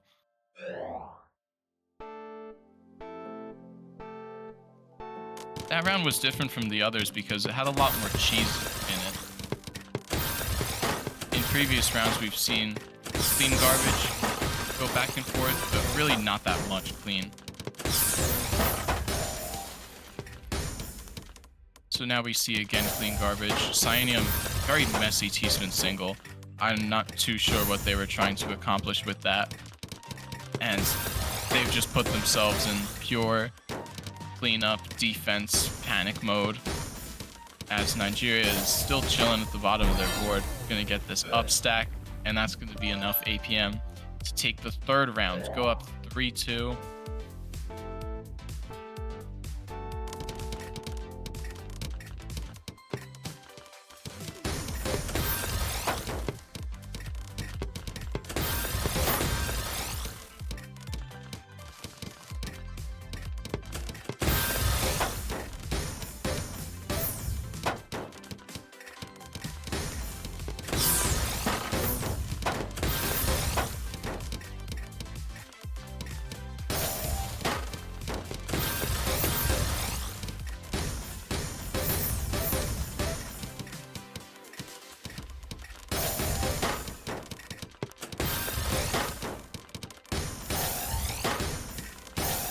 Now both players, again, we see 40 seconds into this round. It's just a little bit of clean garbage exchange, but the game is still staying in a fairly neutral position.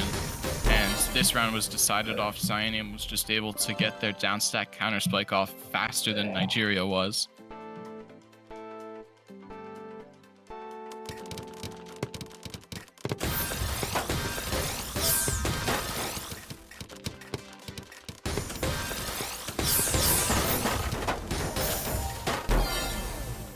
And Nigeria, very quick opener, upstack, offense, big attack, 140 APM.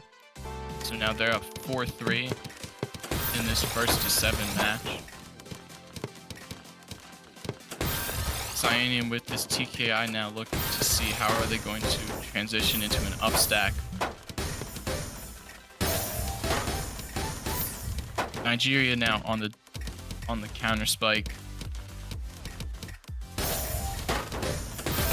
Sending some lines through combos, getting down, but again, not really threatening Cyanium that much. Doesn't want to feed him all that clean garbage.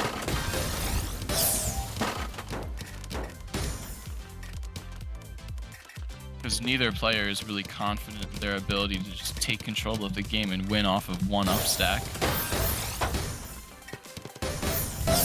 We're still seeing round after round a slower defensive grind, as this time Nigeria is able to get to the bottom first and start their timely upstack. So now they're up 5-3. Nigeria wins 2 more rounds, and it's a bracket reset. Cyanium wins 4 rounds. They win the tournament. Nigeria is now building a 4-wide. They're going to want to set this combo off early. Can't greed the combo too much. It's an 11 spike, but Cyanium cancels most of it, doing a great job saying, I want to keep this game clean because I think I do better under clean garbage conditions. That was Cyanium's decision. And now that Cyanium was sending all that clean, now they start sending cheese. So Nigeria is not going to be sending many lines for now. They have to be doing a lot of canceling, a lot of just fast down stacking. Because if you can't cancel the cheese, you have to down stack it real quickly and cancel everything else that's coming your way. And Nigeria does a great job of doing exactly that. Keeping the game clean. And now this time it's Cyanium with a lot of cheese on their board. And how did they get out of that? Wow. Yeah, and they survived. I'm very surprised they were able to escape that situation. Just, again, both players impressing me even more with their defense.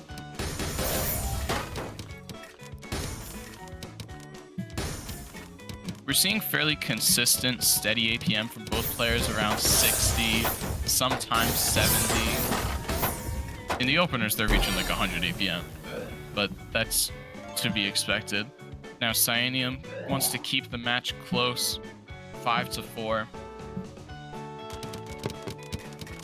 That was really a must-win round for Cyanium. Keep the game from going to match point.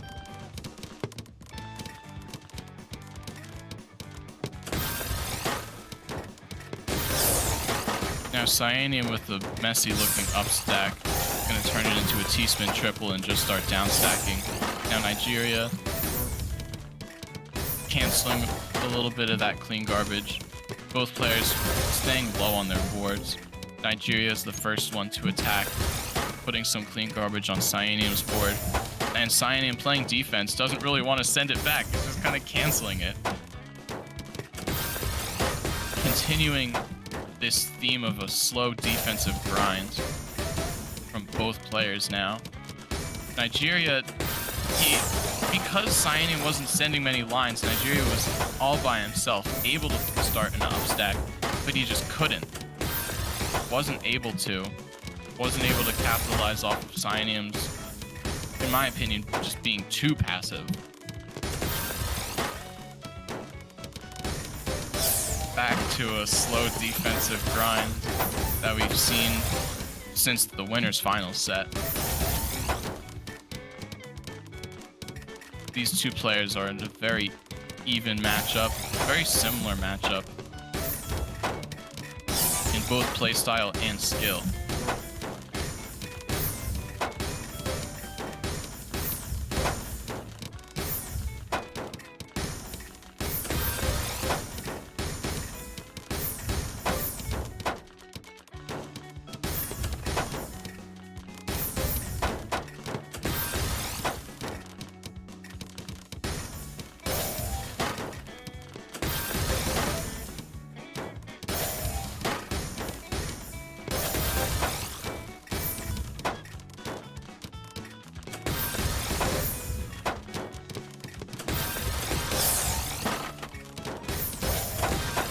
Now Nigeria on this downstack counter spike, Cyaneum has to get down quickly, which I know is their specialty. But Nigeria, with clean garbage on their board, is just sending too many lines. They're able to be aggressive going down, but neither player wants to, once they're at the bottom, be aggressive going up.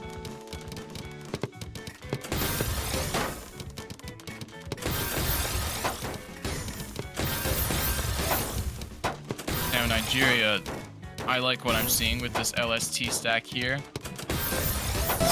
Transitioning into an 09 as Cyaneum with a little bit of clean garbage has this type of combo funnel stack going. Now Cyaneum with a little cheese on their board. Nigeria wants to transition their down stack into an up stack, but still just being passive, plonking, waiting for that garbage, wanting to react. They don't want to take control of the game. No one wants to take control of the game. I feel like every time they do try to take control, it just backfires.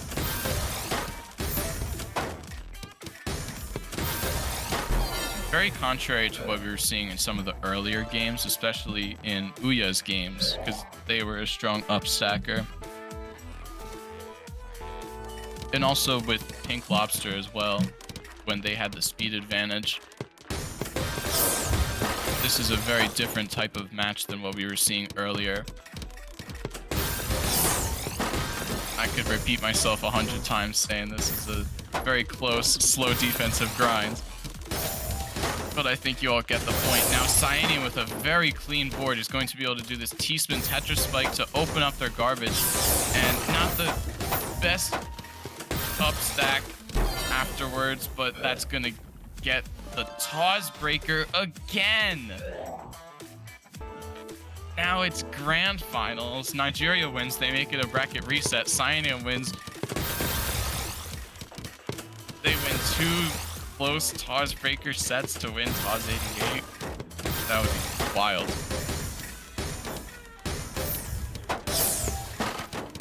In the end, because both of these players are so evenly skilled, the game seems to just be coming down to their consistency. How consistently can they get strong defense, survive their opponent's counter spikes, keep the game clean, and even when it is cheesy, keep their opponent from taking advantage of that cheese.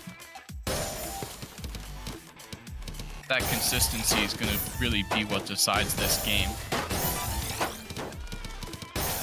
Now Nigeria's board is looking a little cheesy, sending some clean garbage to Cyaneum. This could be Cyaneum's kill spike, but Nigeria is opening up that clean. No, but they misdrop. And I think this is going to be it. Tournament goes to Cyaneum, TAWS 88. That's it. GG's. Close, exciting games all around. All of top 8. GG's to both players. GG's to everyone else.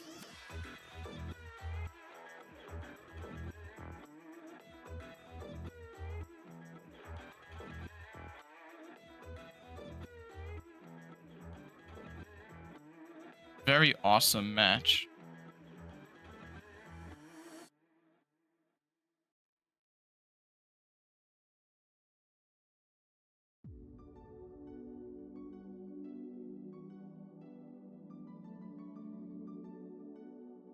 Now, what do we do next? Do we have Thug Finals or the raffle? I don't remember.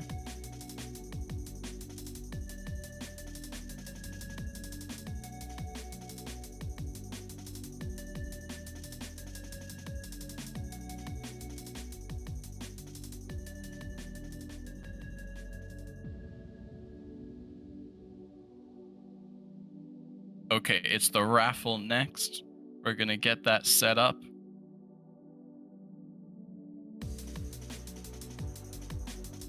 Who is going to be winning Tetrio supporter?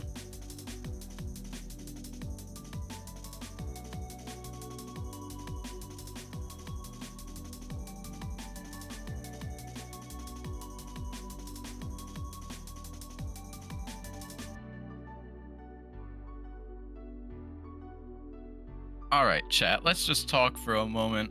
So those are some pretty exciting games.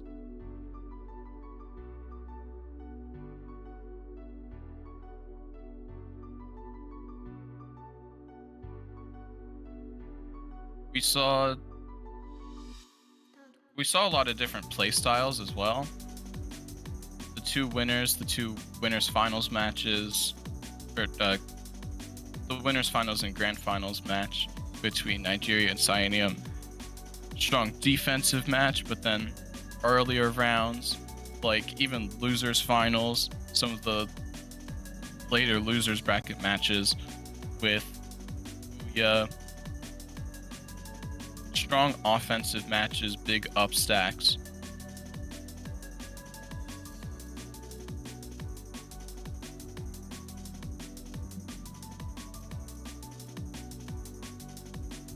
That was definitely one of the most exciting TAWS tournaments I've watched.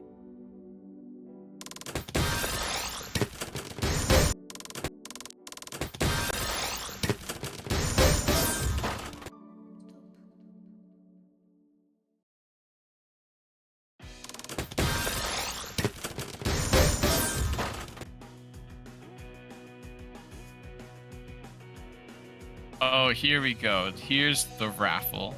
Yes, lots of transitions.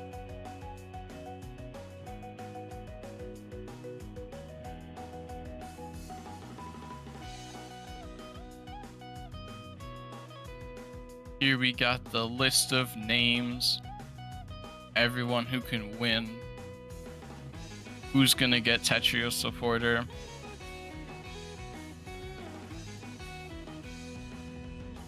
It's going to be Chino, the underdog who had a pretty good losers run. Congrats on winning Tetrio supporter.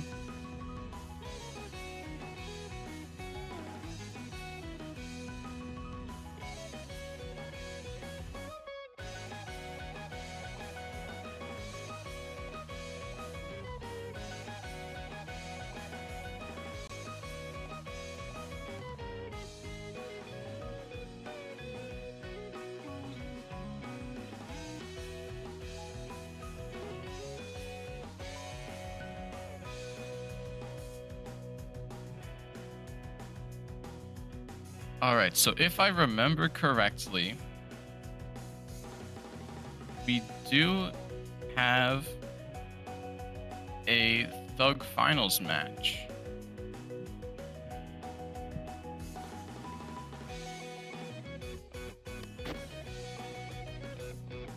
Want to get ready?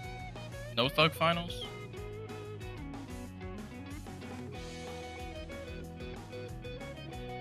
Because I'm pretty sure I remember Pink Lobster redeeming thugs.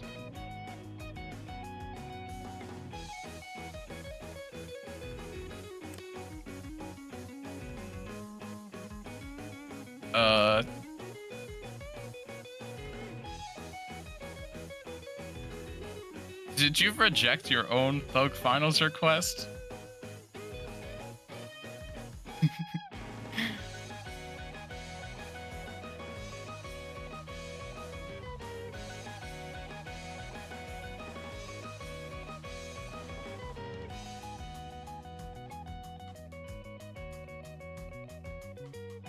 Oh yeah, here it is. I see it in my chat. You rejected your own Thug Finals. But yeah, you redeemed Pick the Thug Finalist and said yourself. Pink Lobster.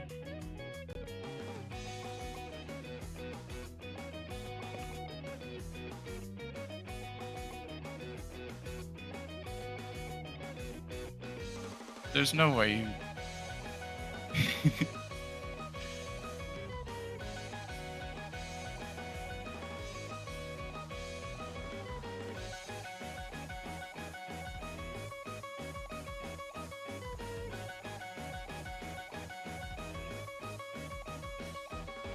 What is going on? How many points do I have? I need to log back in.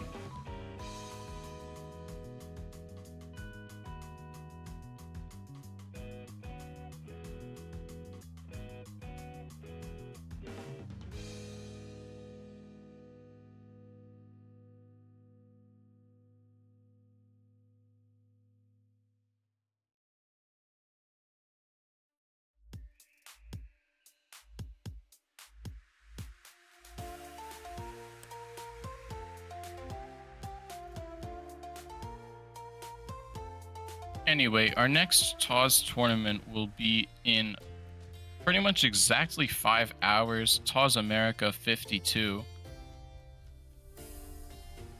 I don't know if we'll have a stream for that one.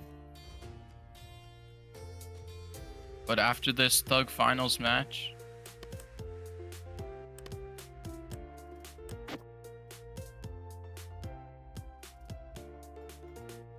be back at 8 p.m. Eastern time or whatever 5 hours is.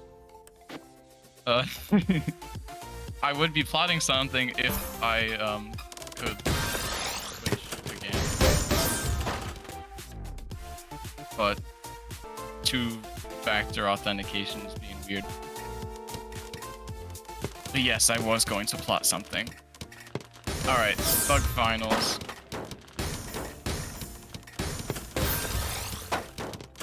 Lobster versus Cyanium. Now, Pink Lobster did participate in the tournament earlier.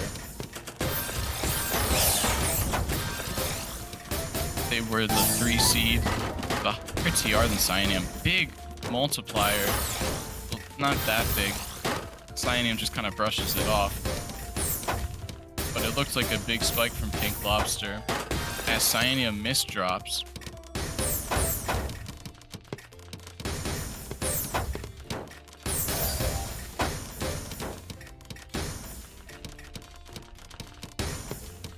Now, Pink Lobster with some art on their board, self-made cheese.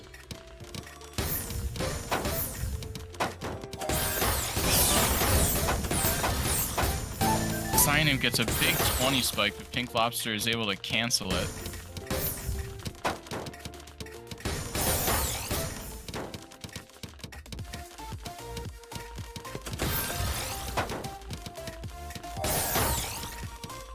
Oh no, Pink Lobster misdrops their T-spin. That's a sad misdrop. I hate that. I hate that so much.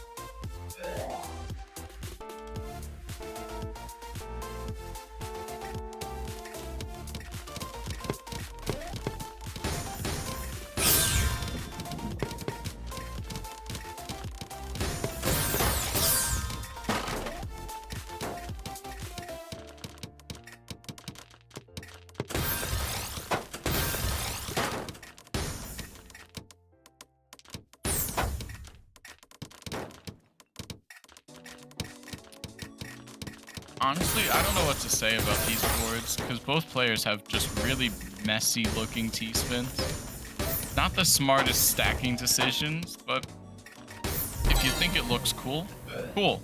Pink Lobster wins the rounds. Tied at 1-1.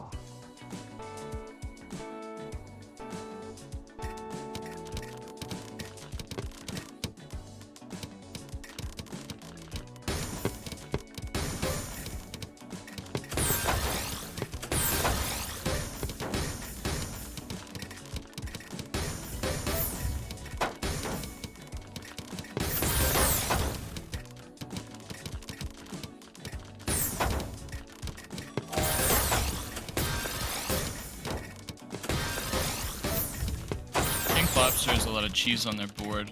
Cyanium at the bottom, they can get enough stack going, but they just don't. They just don't. Whatever lines they send, that is going to be enough to top out the misdropping Pink Lobster.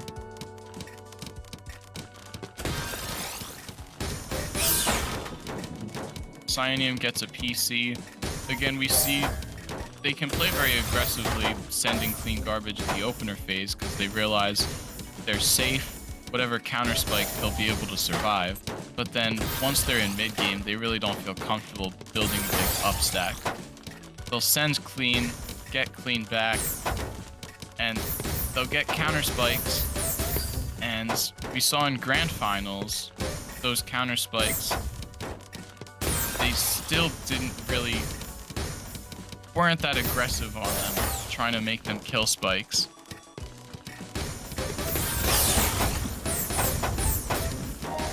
Big 16 spike. Now this time, against Pink Lobster, I think Cyanium feels a little safer being more aggressive with those counter spikes.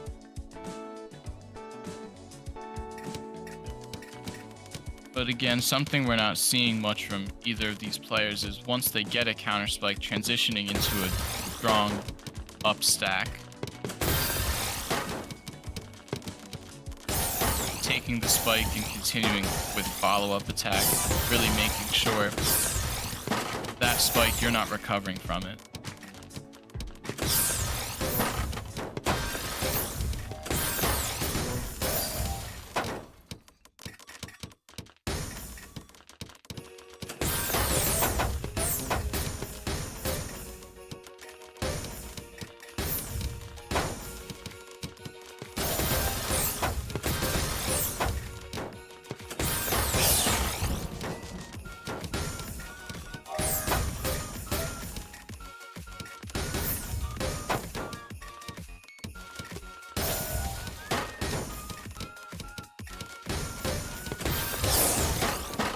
Now Pink Lobster with this 9-0 stack feels comfortable playing aggressively, strong offense.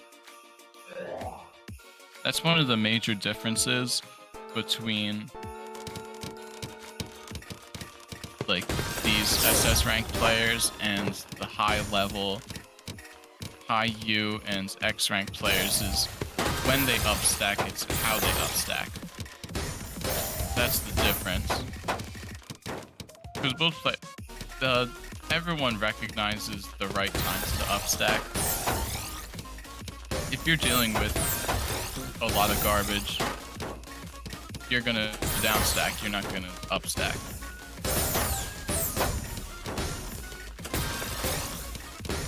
But then, when the players upstack, oftentimes we see from these players it's a lot of 9-0, a lot of Tetrises, and once they start T-spinning, they kind of mess up their board and have to combo down. However, at a higher level, players are just so much better at T-spinning that when they build T-spins, they keep their board clean so they can build more and more and more T-spins. And eventually, it becomes a situation where players are always trying to upstack center well. They don't like 9-0, they don't like 8-1. They want 6-3, 4-5, 2-7. We want real center well upstacks. And then we can build those T-spins and transition into counter spikes where it's not about getting a big combo multiplier. It's more focused on, I have an upstack, I have a Tetris well. I'm just going to switch the column of the Tetris well. And it's a very seamless transition because you're not really changing what you're doing. It's a very small change between upstacking with your colored blocks and upstacking with clean garbage.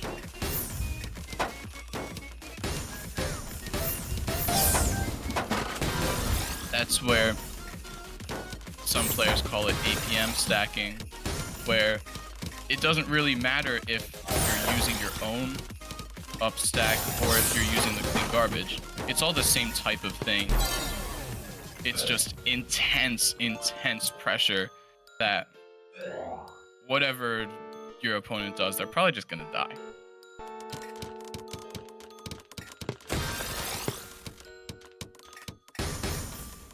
So there's your coaching lesson of the day for this Thug Finals match.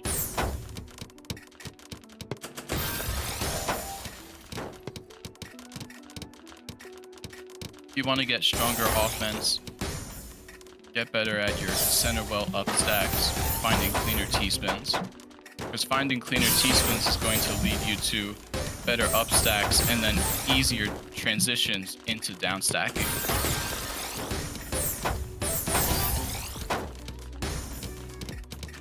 And then obviously that leads into counter spiking, which is where your offense continues.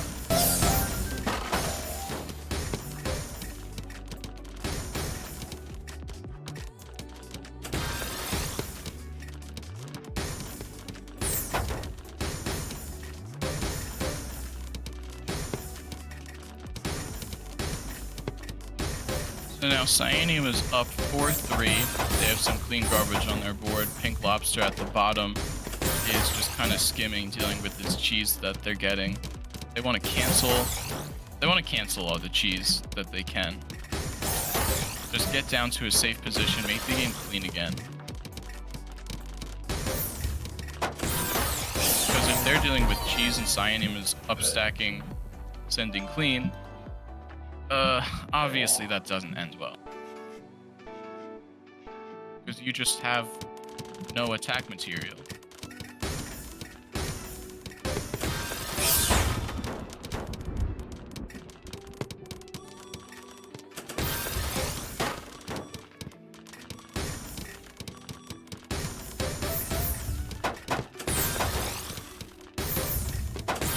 Now we see Cyanium upstacking this 09. Again, not really going for big T-spins, kind of going for quads, and then getting a big combo down stack. That's how these players get most of their offense.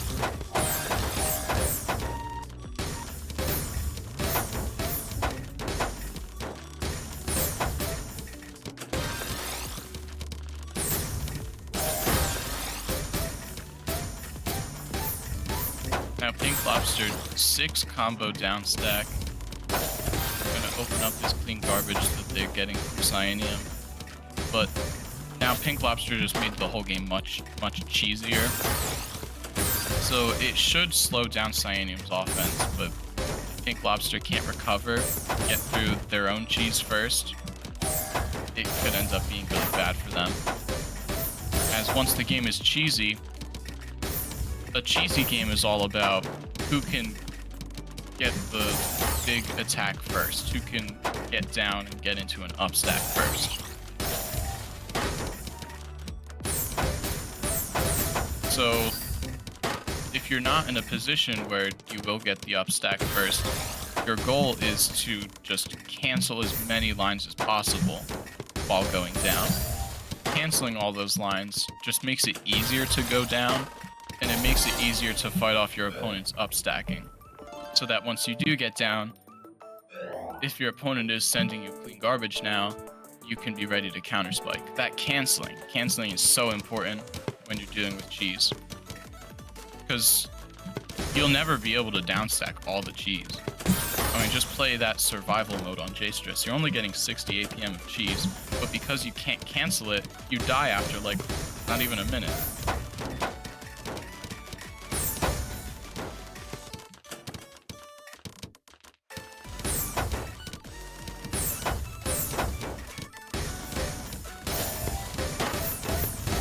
Pink Lobster trying to get this combo going.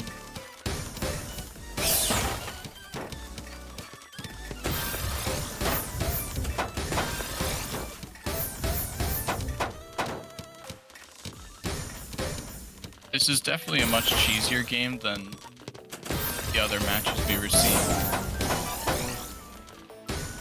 It seems to me Pink Lobster definitely likes the cheesier games more.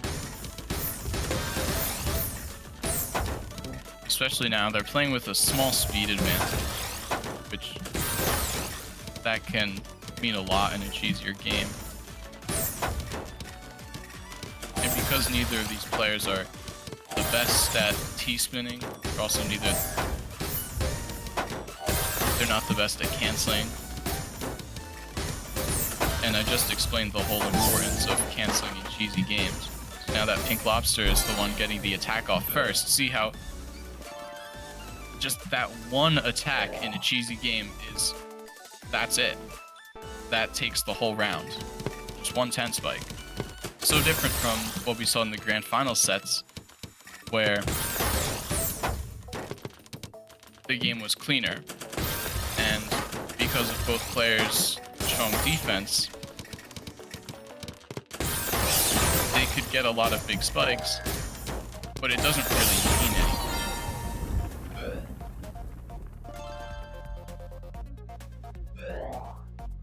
Now it's match point in favor of Cyanium.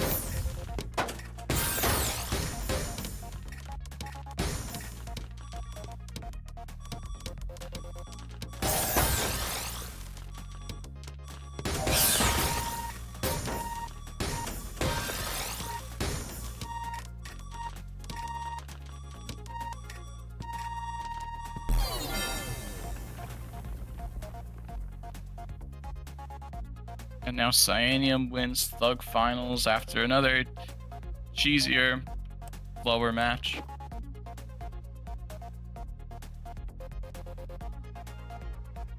That'll be it for TAWS 88. Congrats to Cyanium for winning. Congrats for also winning Thug Finals. And congrats to Gino for winning the raffle Tetrio supporter.